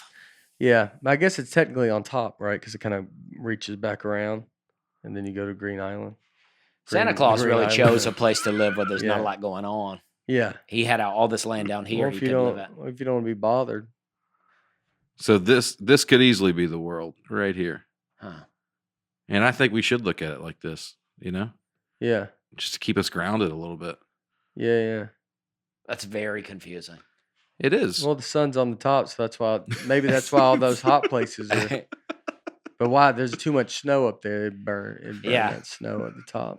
So that's not good. We might utilize that peninsula underneath South America too if Yeah. we were up there. And you're gonna, you would just be falling put some resorts up there. falling north the whole time. You know how hard it'd be to go south. You're like, I gotta trek up this. You gotta drive straight up. Yeah, I don't think that it can spin this way around though, from top to bottom. Yeah, No, it doesn't spin. It's still going to spin the same direction, but there's no floor and ceiling in space. You can orient yourself any way you want. So you can look at the Earth like this, and that's no more right or wrong than looking at it. Well, I think that you're saying you can see it any way you want, and I agree you can see it, however, but there is a right or wrong. Yeah, there's a north in the fact that like our land is there. Like I pointed to north. That's the north, and if like there's like you're saying like if you look at space, this is If you're in college, dude. space. This is straight up what college does. There's you learn no trade, you come out of college, you know nothing just like but to like life annoy is, your dumb friends. Yeah. You go and just go, but honey, it's all hypothetical, and then you get all gassed up about hypothetical, and then then the rest of us are just stuck listening to you. But you don't. How are you not getting it? And you're like, 'cause you paid $400,000 to have this conversation. I don't know, like, dude. Multiple I guess I would fight forks. for it too. Yeah. Yeah, we should give it to them. Yeah. It cost them $500,000 to That is learn true. that it could be at any point. That is true. But if I tell you come meet me north, I bet you know where to go. Yeah, I'd meet you there. Well, in 44 CE, which I believe means AD. What? What are you talking about? It means AD? Yeah. Why is it also CE? See, sometimes it's represented CE. Well, that's dumb. Why? What's that Well, who mean? does that? I don't know. I don't know what it means, CE. AD means Anno Domini. I know that. That's now. Yeah, right? yeah, we're in AD right now. Yeah, and CE. CE means common era. It's the secular equivalent. If you don't want to say Anno Domini, which means year of our Lord, you say CE, and that's the secular version of When saying was that word made? 2016. Was it? No, They made that? I'm Oh, kidding. okay. No, they've been saying that for a while. I think. Yeah, It's just how it was written on this, according to this. yeah. In 44 CE, year of our Lord, Pliny the Elder, an ancient Roman thinker, wrote that all creatures on the land had a counterpart in the ocean. We just had no idea. He thought, oh, there must be some kind of counter world Like a us. mermaid. Yeah, in the ocean. yeah. So ancient cartographers, old maps always had sea monsters on the maps to appear, like aquatic versions of land animals, like sea cow, sea pigs. Yeah. That's where all those terms come from. Seahorse, sea lion. I'll believe that. Oh, I'll wow. buy into Yeah, that. I like that. Because you just Yeah. thought, oh, there must be some equivalent to it in the ocean down there. Yeah. I'll buy into that. And there kind of is, I guess. I mean, a seahorse does have a horse face. Yeah. Yeah. That is for See sure. a seahorse, exactly. I mean, in a way, like it doesn't look exactly, but there's the great white is the, the lion of the Right. If you were sea. small enough, you could ride a seahorse. Yeah, And I think that'd be a lot of fun. yeah, yeah. That little fin, you could just rest yourself right on the back of that. I think his flaps would hit you. Oh, yeah, you may have to rest a little higher. That would be terrifying if one was big enough to be ridden, though. If one of those was that big. Yeah, you would have to get. You'd have to train it. Yeah, you'd have to train. You it. can't- You'd have to they get just- too high. You don't just get on a wild horse either. You got to break them. Mm-hmm. That's right. You got to break a seahorse. You have to do that with a seahorse. Oh, a sea cow. Look at that A thing. sea cow. I tell you what, you know when you go. Now that I'm a world class hiker, I've been hiking a lot. Dude, is this your when you graduated high school?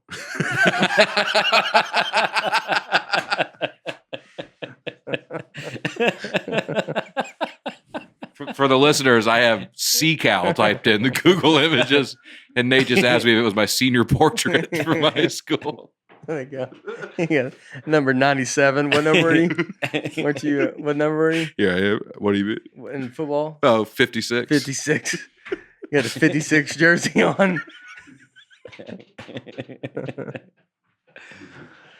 Oh, that's good. Only 70% of Earth's surface is covered in water, and researchers are trying to map every last inch of it. On June 21st, which is World Hydrography Day, Mhm. which I guess is cartography of water, Wait, that's the day they're going to do it? of June 21st of this year, I believe, according to this. That's a But holiday? Every year, yeah, World Hydrography Day. You don't celebrate? Wait, they only do it Every day. You know what I mean? So they only do it one day a year?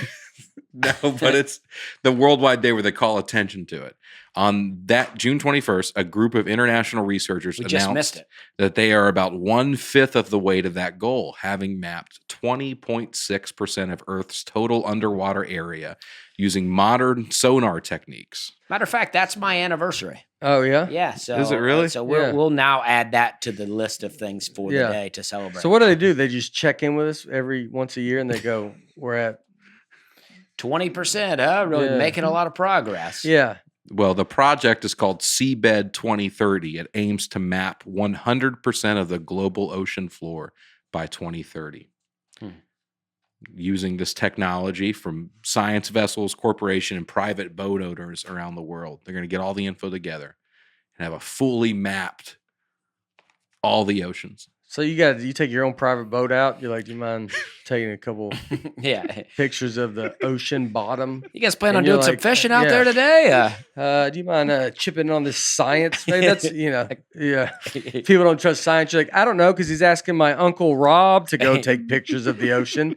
Maybe I didn't buy it. Yeah. How the fish biting today? Hey, you mind dropping this down, trying to map out the ocean floor? Yeah. And just gets crick, one of those cameras that you Yeah. wind that's got the plastic covering over it. But they say, I think we've said it before on this podcast, that we know more about space than we do the ocean. Mhm. Yeah. But by 2030, that's all going to be over with. It's all going to be too. changed. We're going to have it all mapped out. Yeah. We're going to know exactly where everything is. Yeah. pretty how do- exciting. Yeah, I'm into that. I mean, how do they not have they can't do this with satellites or something? Well, they're using that. Yeah, it's just Yeah. a lot of ground to cover, dude. What about the kind of technology they put into sending a rover to Mars? You'd think Yeah. they'd be able to maybe send that to the ocean floor. Yeah. like You know what I mean? What's the Like call it an ocean rover. like a Roomba? Yeah. Yeah. Roomba Like, down why there. don't they throw a Roomba? Like throw a few thousand Roombas. Yeah. Instead, we got things sweeping the kitchen floor. It's Yeah. like, let's check out the ocean Once you floor. check out the bottom of the ocean, sweep it up down there. Roomba's pretty awesome. We'll though. do the broom, and we'll do the broom up here. Mm-hmm. Do you have a Roomba? No. You don't like it? I don't. I mean, I'm don't not trust against it. I just, I don't want a robot wandering around the house. You know what I mean? I don't care for that. Yeah. I He mean, goes, I don't know. Well, how'd he get upstairs? yeah. He goes, yeah. I find that. You don't find that weird? He goes, you just wake up, he's under your bed. Yeah. You're like, Roomba. How did you get up these stairs? How dare you? Yeah. I mean, I don't want a Roomba or a Alexa or any of those roaming around the house. Yeah, Yeah. you can do those Roombas now. Well, they'll map out the room they're in, and they know where everything is. It's kind of creepy when you see it moving around, learning about the room. Yeah. Yeah, exactly. I like to put my foot over there just to remind it who's boss. Next thing I know, Yeah. Alexa's riding the Roomba. They're talking to me. They're telling Yeah. me to do things. Yeah, Your Echo Dot or whatever Yeah. on top of the room. Yeah. yeah. Telling me how it's going to be. Yeah. Take your shoes off. You're like, you're a robot, though. Clean up. Like they want you to. doesn't Yeah, wanna my work wife and the Roomba are on a team now. right. Yeah. You tell him to take his shoes off. Yeah. Modern cartographers will often, this is very cool, I didn't know this. They'll put little fake towns and places into their maps on purpose. They'll add fake cities in. Wow. They're called phantom settlements, paper towns, or bunnies. So that way, when they see another map with the same town, they know that it was stolen from them. Wow. Yeah. Some people Evidently, that on was a huge problem in the cartography world. Mm. a lot of How many people are making maps? I mean, like, is this? I mean, I can't even. How big is this world that they're like, "Ah, you kidding me, dude? This guy's trying to, I already did the Rockies, buddy." I bet it's like comedy. I mean, how many comedians are there really? Yeah, Not but that what many. map are you? What map are you doing? Is it like? Is it down to the Where's Waldo guy call himself a cartographer? Like, what are we? Is there some lines being drawn? Yeah. I mean, who's a cartographer? Like, I don't understand. Like, who's all making all these maps? Well, there's a group called the Cartographers for Social Equality, Yeah, and that's a Wow. group. is that I really? think about 50. Well, that's in the West Wing episode. I don't know if it's a real. seems like they're doing a lot. Like maybe let's just focus on the maps or the social Yeah. stuff. You know what I mean? Maybe don't try to bring those in. I would together. think there'd be a lot of fights because you're making the same thing over and over again. Yeah, So you're it's kind of tough. just being like, well, this is my new take. Like, I guess you could be, well, the Rockies, this one, they go up a little more, it's like, I guess, Yeah. like that. They that built kind of a thing. road. Yeah, yeah. We'll add Like, I guess that you're in. updating roads. But I wonder if you're in Yeah. the map world, do you want to even be in the road world? Because isn't Google, like, because you're like, that's just a nightmare. Like, if you'd be like, I just do generally, like, if you went to a map party, you're like, well, what do you do? Yeah. And he's like, I just do like state lines. He goes, I'm not getting into yeah, nothing crazy, man. nothing too crazy. He's like, I did rivers for a while, and then that's even, just the politics in that alone is enough.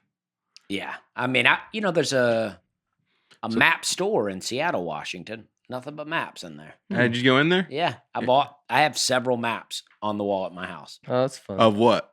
Just the country. Stuff you don't believe in. Yeah. Uh, Well, that is true. It looks good though. I like a map. There are 2 towns in Ohio, good examples of paper That towns, is true though. called Go Blue and Beatosu. 2 towns right here, Beatosu and Goblu. That's from a Michigan fan that made the map. Go Blue and Beat OSU. Oh wow. And those are very common in maps. Those Wow. 2 fake towns that he put in That's there. a fake town. Yeah, those are paper towns. Oh, I'm Yeah. gonna try to go blue when I'm up in Toledo. I'll be Yeah, there. I'll be in Toledo too. Yeah, I'm gonna go check that out. Yeah. Go to Go Blue, Ohio. Yeah. I wonder if they don't get in trouble for that. Who's policing these people? Well, I don't want to go. What if you're driving and you can't find Go Blue, and then you're like, you're just lost for hours. Why would you be going to Go Blue? You just because it's part of the way you like. Let's stop at Go Blue to eat, and then that kind of maps it out, and then you Yeah. get to Go Blue, and it's like 9:00. I think, well, there's supposed to be a town Go Blue, and I was hoping there'd be food here. Well, by the time you get to the next town, it's 10:00. Yeah. Everything's already closed. And you're like, the map says I'm in Go Blue Yeah. right now. Yeah. And then that guy goes, well, that's a fake town to make sure people don't steal my map. You're like, well, I mean, you stole every other city is basically all stolen then. Yeah. So how do you even? I don't know. I don't Yeah. know if anybody's held these people accountable. Yeah. Who's the cartography police? I guess it's just like a free market. Maybe let's just stop buying maps with fake towns on Gotta them. get some regulation in Yeah. on this stuff. Oh, might need to. Yeah. We'll see. The first ever map is called the Turin Papyrus Map. It's a map of Egypt created around 1160 BC. It's considered the first road map because it showed where people could pass around river bends. Tough to see now, but here's a artistic depiction of it. You can kind of see it. The first map ever drawn. First guy to think, maybe I should draw this out. The way you say stuff is that is the difference of, I think, college and not college. What do you mean? Like you just said, you're like, this is kind of an artistic. What'd you say? Artistic depiction of it. And I would have said, this is a little bit easier way to see it. That's honestly what I would have said. And that's pretty great. That is funny that's Interesting, because we have pictures of the actual map, which are hard to read. yeah. And then this guy drew what was on the map. And I would have said, this guy made it like easy. Like this is basically what it looks like. I would say, what is this? That's so what we're both saying the same thing. Yeah. I'm just saying it in a little more annoying You're saying way. no, you're saying it in like, I mean, I think it's how people have real jobs, like how people are supposed to talk. I'm not even making fun of it. I'm truly like, that could be why I didn't last in buildings. I didn't ever work in a building because my thing. Well, You're an outdoor cat. Yeah, I'm just like, it's a little bit easier to see it over this way. This guy just goes, this is basically it. Yeah, it's tough to compete with a person that knows a lot of words. If Yeah. you're in a job, like if you're doing a job interview. You like it the way he said it. I liked it said to me better. If Yeah.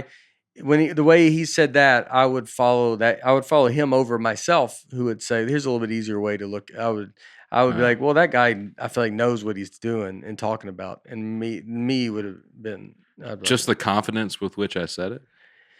I mean, just the words and the way you said it, and like just the fact you don't even think about saying it. Mm-mm. I really, I don't know. So this is an interesting example of Dusty talking about not trusting these maps, and this is for up until the 1800s. Every major commercial map of Africa, stretching across the western part of the continent to all the way to the right, is the Mountains of Kong. That's what it's called. You see this mountain range right here in the middle? Mhm. Yeah, The Mountains like of King Kong. Kong. That does not exist. Wow. That's what just 100% made up. What might be a paper towel? Paper Yeah, mountain maybe. range. Yeah, they were Paper- like, yeah, if, it's a bunny. if another map has this Yeah. mountain range on it, we know that they stole it from us. See, but this could actually inconvenience you if you're planning a trip and you're like, got to go around these mountains. The Well, mountains of Kong are imagine gonna if you're be- looking at this map and you go, "Do you want to go to the unknown parts for vacation?" I mean, where are your vacations happening at this And- time period? I'd rather go here than Ohio. Let me tell you that. I know, much. but I'm saying go Blue, Ohio. Like you're going there now. You're looking literally below the Kong Mountains. It says unknown parts. Like no one's going like. But- it goes. I don't know. Yeah. I even think seeing mountains on a map that aren't there is Yeah. like a huge blessing in the end. You get down, Oh, you're like, yeah. oh, we're about to have to cross these mountains. You get down there, and you find out they don't exist. You're like, oh, great. So they know what the outside looks like because they sailed around it, but then the unknown parts are like I don't know. Right. Couldn't get over it because of those mountains. It would Yeah. be fun. Is there any unknown land? I think I just try to look that up. You read these uncontacted tribes and stuff? Yeah, but I thought they were fake. One was like, No, some of them are real, man. People th- die trying to contact them. I don't know. There's one where they had a picture of one. He saw an airplane. Shooting That a was drone? fake. That was fake though. That ended up being Oh. fake. Talking about this one right here? Yeah, that was fake. That's a real image. No. it's fake. Okay. Look at it. I mean, it Look might at be a like- real picture, but they're saying they faked that. yeah. Oh, I'm pretty sure this is an isolated Amazon tribe, I don't think so. and they didn't know what they just started attacking this drone flying over, taking pictures. Yeah. There was a guy. I thought it was like one One of these movie. pictures, may have come out and that it was fake. Yeah. Uncontacted. Yeah. I mean, Contacted tribe photos, no hoax, not a hoax. I don't know. Those are both. That's live science. Never trust the first two. We don't believe in science. You got to go to page 2 for the. Yeah, for the real answers. All right. Anyway, Yeah. So- there's good stuff on there. So I went. My wife's Canadian, and one time we were in Canada, and we were coming back to the States, and we put the map. So we pulled the map up, and then we screenshotted all the different pages because we didn't have signal. I didn't have phone service in Canada. So it should have been a really easy interstate exchange, but I guess my Google Maps was set to fastest route. So this one was like 1 minute, 2 minutes faster. So it sent us all through all of these small towns in Canada, and we didn't really have another way to fix it. So all day we followed kilometers. We navigated our whole way through these small towns in Canada, all the way to get to the border. And it was wild. Yeah. It was fun? like, it was fun, but it was like reading the old maps back in the day. It's like, all right, we got to go this many kilometers this way, make a left. And it's like, we were doing this in like 2017. Yeah. And yeah, it I was feel a like when wild you're trip. you're gonna be like when you and your wife are in your 60s, and then you go, my wife's from Canada. That you'll be like, what? Like people will be blown away by it. Because I think you're gonna be far enough out in the bush Oh, right. Yeah. that yeah. it's gonna be your wife's foreign, and you're you that you're like you look like you were born here Yeah. in the bush. Yeah. Yeah, I can't wait. yeah, I mean, I was talking to somebody. I want to get a horse. yeah, And we were talking about riding a horse bareback, no saddle. yeah, That's where I see myself in the future. yeah. Just you run up on my house, and there I am just sitting on a horse looking at Yeah, I do.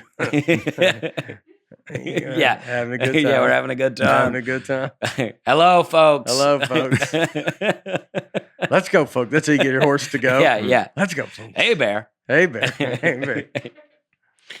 Well, there's a kind of a tragic story about we're talking about not trusting this Google Well. Maps and things. Amber Van Heck, a 24-year-old college student from Denton, can Texas. I just say, everyone go ahead. laughs at me when I don't trust anything. I'm talking about all of us. But then all of a sudden we come to stuff where like, actually, we don't trust it either. Yeah. Yeah. Oh, that's how I I'm. agree. That's how I'm framing this. Yeah. I'm Oh, I know. saying This is. I'm with you. I'm just Okay. saying, I'm supporting it. Okay. A 24-year-old college student from Texas was sightseeing by herself near the southern rim of the Grand Canyon when the GPS instructed her to make a wrong turn, leading her through increasingly rough terrain. Her car ran out of gas. She lost internet service, stranded in the desert for 119 hours. Jeez. She died? No, she didn't die. Oh. If she did die, Brian left that out of the information here. But I feel like if she would have died, Brian definitely would have put that in. Yeah. Well, you led that up as that she died.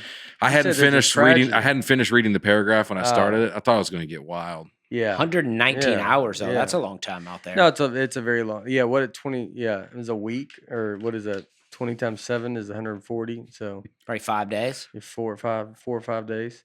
And then how's she doing? She's doing better. She still stays out there. About 5 days, yeah. About 5 She days. decided to stay out Yeah, He there. goes, oh, so this one took a. This is a sad one. He goes, She's out there with Chad riding. everybody, I turn your volume down. This is a rough one. This girl make a wrong turn and survive. Oh, oh, It's a crazy story. it's crazy.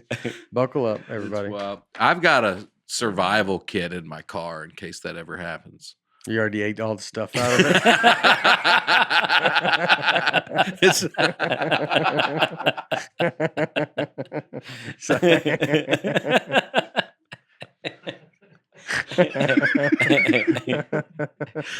Get stuck in traffic in I-95. You're like, well, bring open the kit. It's not even food, dude. It's all just. It's not food at all. He goes, "Dadgummit, dude." I didn't know why. Is this just rappers? Who wants it? Someone else is just sitting there. Lucy's like, when did you want astronaut ice cream? And you're like, I was trying. There was nothing open. I thought I would eat it. That's what has to be in there. Astronaut ice cream, that hard ice cream. That's just MREs. MREs. I'm just eating them all. You're just like, where were you going? Because you don't know the train I was going through. I had a one-nighter in Poughkeepsie. And you don't know what I was driving through in those times. I had my car broke down in Gettysburg. It was like negative 10 degrees Ooh. up there, and I was, That's cool. So that got me to let me get a box together of stuff that if that happens. You have a What's blanket? in there? We used to keep a blanket in the car. Blanket. I got like hand warmers. I got a big jug of water.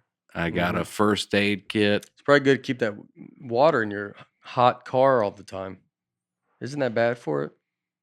Bad for what? The I car? don't know. I always thought it was bad to drink.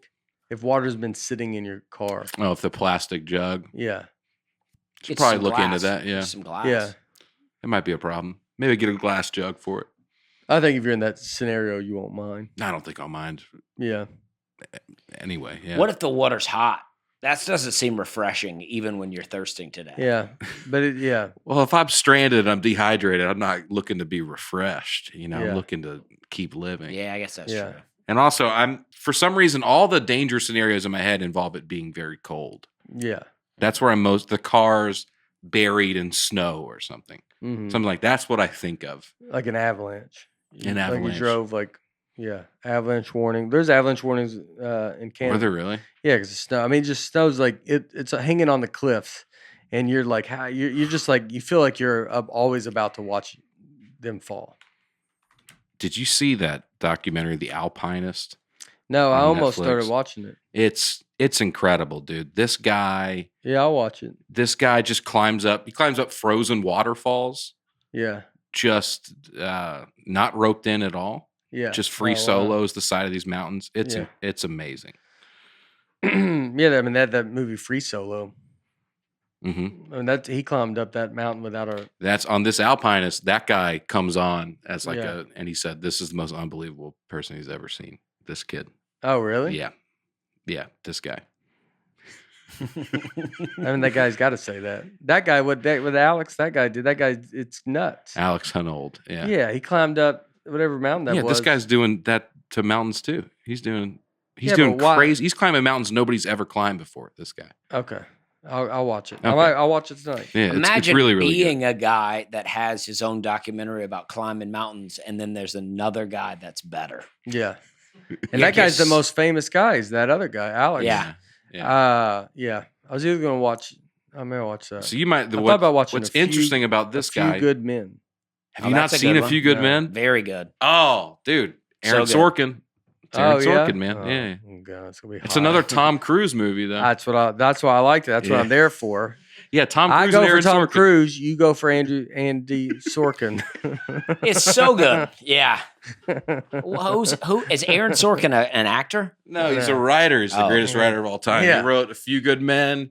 He wrote The Social Network. He wrote Moneyball, which is the best baseball movie ever made. He wrote The West Wing. He wrote Sports Night, The Newsroom. Oh, hi. It just seemed to go downhill from What are you talking about? Few Good Men. I For mean, me, Few Good Men's a great movie. It is really good. I never saw Social. I never Social saw any Network of the other is movies. maybe the best movie of the aughts I never of that saw whole it. decade. I think I saw it. What a It's pretty great, isn't it? Yeah. Yeah, it's good. Moneyball's good? He won an Oscar for it. Oh yeah. Oh. Moneyball's amazing. Moneyball's good. is it? Yeah. Yeah. They're still a losing team, but Yeah, that's what I hear. Yeah, that's the funniest part about Moneyball is like they still haven't won anything. yeah. It's about like it almost made it changed. There, which I mean it's very real, but it is funny. Like there's no, you're like, golly, so they won. How many World Series did they win? You're like, nah. You're like, oh, okay. Yeah, they're terrible again this year. For sure. So they still doing that technique or whatever? What were you going to tell me? I said the Few Good Men thing. Oh, was I good? Oh, I don't know. Talking about the mountain alpinists. climbers. Talking about the Yeah. alpinists. Yeah. Oh, what was cool about him is all these other mountain climbers. They're like, I got to have a social media presence. I got to build a brand. And this guy, the alpinist, he's like, he would just go out and do it. No film crew, nothing. And then just be like, I did it. So he was kind of known among mountain climbers, but never had the commercial appeal that Alex Honnold did. Yeah. But they all respected this guy. He did it literally just for the love of it. And then they filmed it. Yeah, well, then they did a movie about it. Yeah. Yeah, once they found they had to track him down. He didn't have email or anything. They found this guy living in some remote climbing community, and we're like, "Can we please?" And he kept leaving the production, and they had to find him again. He just had no interest in this. Yeah. Imagine like you're so good at rock climbing. That's the power of social media. You're like rock climbing, but still you're like, oh, but I need a social media presence. Yeah. I love climbing rocks, but what I love more is other people seeing me love climbing. Well, I these gotta rocks. get sponsored by a company, so they send me gear and all that. He just didn't care. He's just out there. How did he make money? He ended up getting sponsored by these people, but we also had no money. He'd go to these little towns in all over the world, work for a while, save up money, and then just climb. Yeah. I just watched Into the Wild. Oh, that's a good one. Great movie. Yeah. Sean Penn. Is that Sean Penn? Sean Penn wrote and directed it. Oh, okay. Yeah. And then he knows all the writers. Yeah. I mean, that's all you need to know right now. I have the screenplay at home if you want. Yeah. It's great. Shane Penn wrote it. And then Shane Sorkin. And then that's a guy that he would just go work for a little bit in town and then just get enough money to be like in the movie at one point, Vince Vaughn's in it. It's crazy. Vince Vaughn's great. Zach Galifianakis Zach Galifianakis is in it. Yeah. And he gives him like he has $1,100 and he goes, it's too easy now.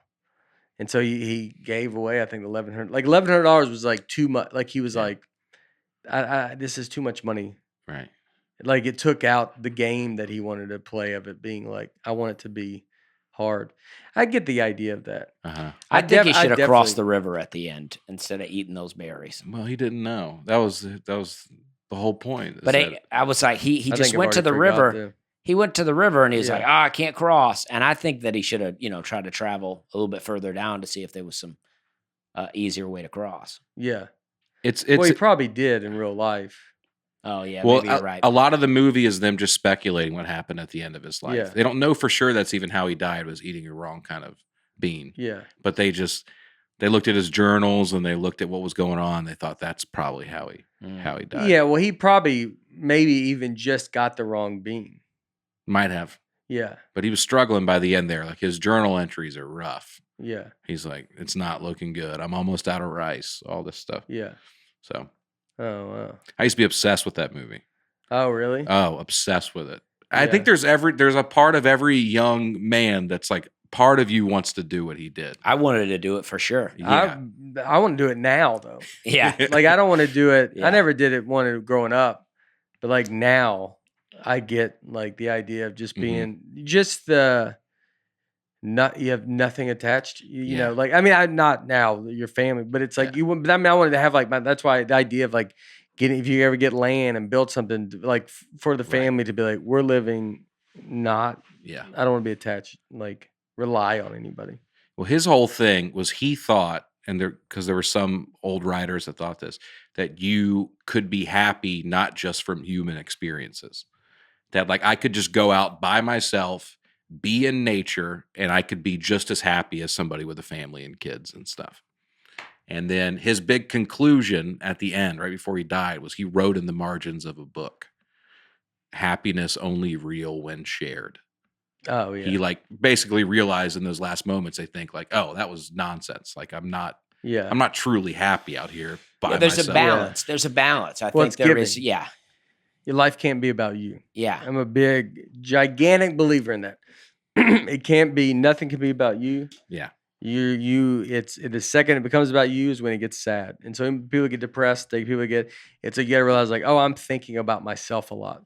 And I'm wondering how I feel and what I should be doing and what me. Right. And the second you do stuff for other people, that's your whole life will change, Mm-hmm. because then you get to watch the enjoyment that they get, and that should be that's the enjoyment of Yeah. it all. That's what makes it fun. I think with stand up is like with us doing jokes.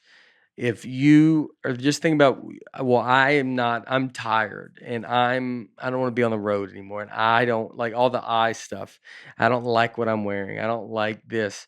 Instead of being the joy of hearing the audience laugh, and it's about them. It's about making sure they get to come and have their time away from the stresses of everything, and then you get to give them that. And so as long as it's about that, I don't think you get tired of comedy. I don't think you get miserable, and I don't think I mean, you're going to get, you're not saying you're never tired. You get worn down, you get all this kind of stuff, Mm-hmm. but it always makes it rewarding. And Yeah, I think you're absolutely right about that. I mean, because I get so tired sometimes, and sometimes I'm like, oh, I don't want to go do the show. But the moment you get on stage Yeah. and start telling jokes and people start laughing, you're like, you're not. There's no amount of tiredness anymore. You're like, oh, this is great. I mean, I've been like feeling like all dizzy and like I'm about to pass out and go on stage, and I'm like fully Mhm. energized, ready to go. Yeah. Mm-hmm. That's what helped me with eating good, is I've had so much more energy. And I've noticed even from the beginning of the tour when I was not eating good, to now, is like, I mean, I was just on like a 12-day run. I've done maybe since last June, not this past June. I know we counted from June 21 to June 20 or something. I did 170 shows. And so it was so much, but a good portion of that, well, I was like eating bad, and I was, that was it. I was just eating bad, and I'd be tired, just naps during the day, not really go do anything. But then when I started eating good, and I kind of trying to think, you got to kind of somewhat treat this like an athlete. We don't have to be that extreme, but my head's clear, my energy is unreal. It's way more than it's ever been. You feel different on stage? Yeah. You move around. I move a little more. It's not ever crazy. It's just not my style, but to move too much. But it's like I noticed. I mean, I don't like before. I could catch myself like really trolling off, and I can always like, you're in your head. You're just like, I'm just like, I don't know what I want to go. You're like, you're just tired like that. Yeah. I go back to one show in specific that I think about. I got frustrated with I was like, I was wearing a jacket, and then I was like, I don't like this jacket. And I was just thinking about that and the situation, and I didn't like this and I don't like that. And then I'm realizing I'm like 10 minutes into my act, Mm-hmm. and I'm like, this is not. And so I'm like, this is not about me. And you got to get out. Like, this is not you be a vessel. You be whatever you are. You're like, this has nothing to do with me. It's not about me trying to be great. It's like, I need to make sure this is good enough for the people that are in that room right now. And that's what you're selling. You're no different. Any business that you would ever start, it's about, I'm trying to make you like what I am making. So and then you get lucky. If it goes great, then you get to do a lot of crazy stuff and get to do a lot of stuff. That's the reward, but it can never be about you. The second it starts becoming about you and how you feel, you get down a sad road, and you're never going to get out of it. And you're going to hate everything because you're annoyed that I can't believe these, all this stuff. And you got to think of it too, the way that if you think positive, I think of it too. I can be having a really good set. I was telling you all that earlier, and where your ego can pop up, and you can be like, I'm a pretty good comedian. You're like, I mean, I'm up there going like, dude, I'm murdering. Like and I'll be thinking like, come on, dude, I'm doing so good. But then I'll catch myself do that, and you go, all right, let's chill it out. Yeah. You can't read. Right. And let's calm it down a notch. Yeah, and it's like you're not this. But I mean, it goes both ways. Yeah. So and then you got to pour yourself out, because that's becoming about you too, because you're being great. So that's me being great. And then I'm tired. It can't just be. Yeah, the balance of confidence and humility, where it's like, you got to be confident enough to stand in front of people and do comedy for an hour and feel good enough about yourself and have an ego enough about yourself to do that. But also be humble in the fact that this could go wrong at any moment. Oh, yeah. It could always go wrong. Yeah. I hope it goes good. Yeah. It could always go wrong. And just make it. If your life's not about you and about someone else, I think that's exactly what he wrote in that thing. Yeah. If happy is sharing. If If life's not, if you're sharing it with other people, that's what makes it so great, and that's what makes it rewarding. Whatever you're, if you're a doctor and you're working on, like, you need it to be about, I'm here to, like, it's not like, because there's times the doctors will be like, you know how many lives I say, dude, like, I am so important to Earth. Like, they could really think that, and he's right. Yeah. But it's like, if you get too egotistical, like, then you're, Yeah, now they do plastic surgery. That's when they go to the baseball Imagine movie. the big ego doctors. He goes, now I do plastic surgery, and I drive a Ferrari. You're like, oh yeah, well, he took a turn, dude. I mean, that guy. What's the baseball movie with Kevin Costner where he pitches The Natural. the Natural, where he throws the perfect game, and then he Wait, goes. that's not Kevin Costner. No, that's it's Robert Redford. Is it Robert Redford? I somehow knew what you meant. Kevin What's the Costner's other Field Kevin of Dreams. Costner? Field of Dreams. Yeah. Yeah. Talking about Bull Durham. Bull Durham. One more. Moneyball. I gotta look into that. He's not Yeah. in it. Whatever the perfect game was, where the guy pitched the perfect game. Yeah, Robert Redford. The Natural. Okay. Yeah. I don't think that was the game, though. I don't think that's the movie. The Natural. That's where he knocks the Lights The out. lights off. Yeah, it. that's Is not the it movie. called The Perfect Game? For the Love of the Game? For the Love of the Game. Yeah. Yeah. What movie are you? Yeah. Yeah, that's where Kevin Costner pitches a perfect game. And then when he Right. gets back to his hotel, he's Yeah. alone. He Yeah. has no one. And it's almost like, I've just accomplished the greatest thing that I could Yeah. accomplish in my field, and I have no one to share it with. Yeah. Mm. Yeah. And it's like, he's sad Yeah. because where it's it- like, Because no one cares. We made a joke about it this weekend. About, like, when you get off stage, it's what's the hard thing of the comedy, but it's funny. The reality is, like, you're doing shows. It'd be 3,000 people. You can get the standing ovation. Show goes amazing, and right when you walk off stage, like, the first person will be like, "Pizza's cold." yeah. It's like, no one cares behind Yeah. you. Yeah, Like, yeah. or like it's because it's like everything's, when you're headlining, it's all this luxury kind of thing. You're like, every time I get back, the pizza's always whatever food we ordered it before I went on stage. Yeah. When I eat it, it's just ice cold. Yeah. And, like, it's just that we were joking that it's such a funny. You're like, thank you. Everybody's like, oh my God. You're like, I try hard. I do you turn that corner and go, pizza's cold. And then they just keep. They think, you're going to go backstage and everybody's like, Yeah. It's Yeah. just like, yeah, dude. Yeah. It's the fourth one this weekend. Yeah, We're pretty over it. Yeah. But you got to sometimes that's where there needs to be the positivity backstage too, because you do need to have that, because that's when it is funny, because it is that, but there has to be. That's what I always say about Fallon. Like, even when you do a Tonight Show, when you do Fallon, you're like that. The little of it, I know him, and, like, as I know him, you're like, well, this dude loves it. He loves it, and that's the difference. Is this guy loves it? Jay Leno loved it. Mhm. Like, they appreciated it.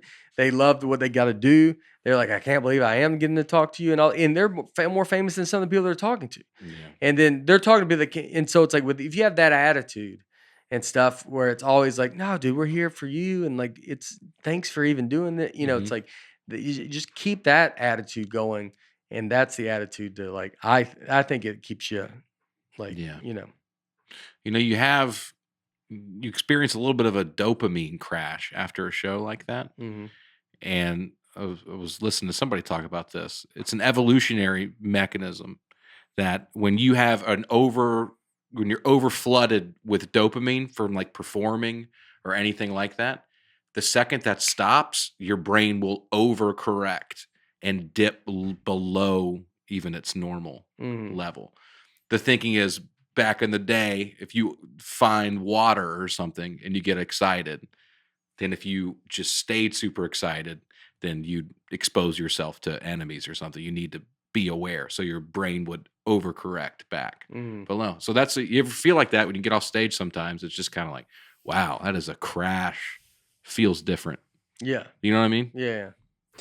Yeah, I mean, there can be, you can have such a great show and this emotion, and people come up to you after the show and they're like, oh, this show was so great. It was the best I've ever seen. And then, 30 minutes later, you're back at your hotel going, oh, what's on YouTube? No, Yeah. I mean, yeah. it can be that quick. Yeah. Like, you're just kind of, it's done. It's, Yeah, and you're like, huh, all right. The hotel person's rude to you or something, and Yeah. you're like, oh, No, okay. you know, I just killed 10, Yeah. Yeah. 2 minutes ago. That's what it was like to do comedy and have a job in the beginning. Yeah. Like one night you're like crushing it in a you know, even a bar where 50 people loved you. And then the next day you're selling pesticides and the Lowe's manager's yelling at you. Yeah. And you're like, oh man, I wish you'd have saw me last night at that bar. Yeah. I know. My first zany spot, I won the Yazoo showcase. Yeah. And then I'm at work 8 a.m. the next day, just sitting there.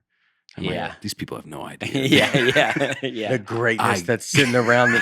I go, these people. That's what you tell Yeah, everybody. these people. Hey, dude. Aaron, will you go fax this for me? And you're like, if you knew what the hands of greatness are grabbing this paper out of your hands. I remember doing that too. I think I did either Conan and I was still had a date. Like I still was like temping or something. Yeah. And then you're just like, what if someone comes and goes, hey, were you on Conan? Like you just think that's going to happen. And then no one ever does. Never does. I got I got voted best local comic by the city paper in Charleston, right? So that issue came out on a Wednesday morning and I had to go to work at Hyman's and I just thought, oh, this is going to be so great. I mean, it's in the paper. I'm the best. Yeah. And I thought we're going to get there and everybody's going to know. They're going to be like, oh, congratulations. No one knew. No one had saw the paper. No one cared. I was so excited. I almost built myself up for like, you know. It's going to get crazy. Yeah. Practicing. I just do a couple. I just do the pictures over here. I don't want to get a whole thing going. You know, nobody cared at all. No one knew. No Yeah. one. Yeah. That's why comedy's a great humbling. I think comedy's almost out of art. I guess if you call art forms, the fact that we don't even feel stupid calling it an art, but it's like comedy's that kind of. It's like humbling because it's like either joke works or doesn't, and then just people don't care, and then you're like you just think you're this thing, and then it's like. Nah, dude. Can I tell you a funny one from this weekend? I was in Salt Lake City with Brian last weekend, and the two of us are walking around this big outdoor mall together, and this guy goes, Aaron Weber, Brian Bates. It recognized us. Yeah. And he goes, I listen, I'm a big fan of the podcast. And his wife's like, oh, he won't stop talking about that podcast. He's like, can I get a picture with you guys? We were like, this is incredible, dude. Mm. You know, we're in that town doing shows and meet this person in the wild. He takes a picture with him and he starts walking away. And Brian goes, you coming to the show tonight? He goes, nah. He's not that committed. Yeah. He goes, I listen. Yeah. Yeah. That's awesome. Yeah. All right. We're good. Yeah, absolutely. All right, everybody. So this is July 4th week when this comes out. I got a little birthday in our family. Little happy birthday, Harper. All right. So Happy birthday. yeah, 10 years old, which is just nuts. And so we'll be doing that. And then again, Bend, Oregon, Jacksonville, Oregon, July 15, July 17 in Hawaii. I think July 22nd, 23rd in Maui and Honolulu. Go to the website, natebargatze.com. All the stuff's there and all this, more touring will be popping up. And then I'm in Indianapolis this weekend at the Helium Comedy Club. The upstairs room, it's a small room. I'd love to pack it out, and then they bring me back to the big room next time. that room's awesome, though. That upstairs room is really cool. It's a cool place to see a show. When I was there, we saw that upstairs room, and I was like, "Oh, this room is awesome." Yeah. That's a great club. I've done it once, and it feels awesome in there. Yeah, Helium's a great club. So This weekend, I'll be at Comedy Off Broadway, Lexington, yeah. Kentucky. It's Ooh, going to another be great great. one. Thursday, Friday, Saturday. Next weekend, Bolivia, North Carolina. All right, It's going to be great. there we go. Boom. Check Bates out on his website. And yeah, that's it. We love you.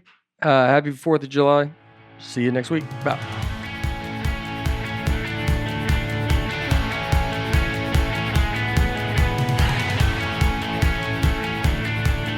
Nateland is produced by Nateland Productions and by me, Nate Bargatze, and my wife Laura on the All Things Comedy Network. Recording and editing for the show is done by Genovations Media. Thanks for tuning in. Be sure to catch us next week on the Nateland Podcast.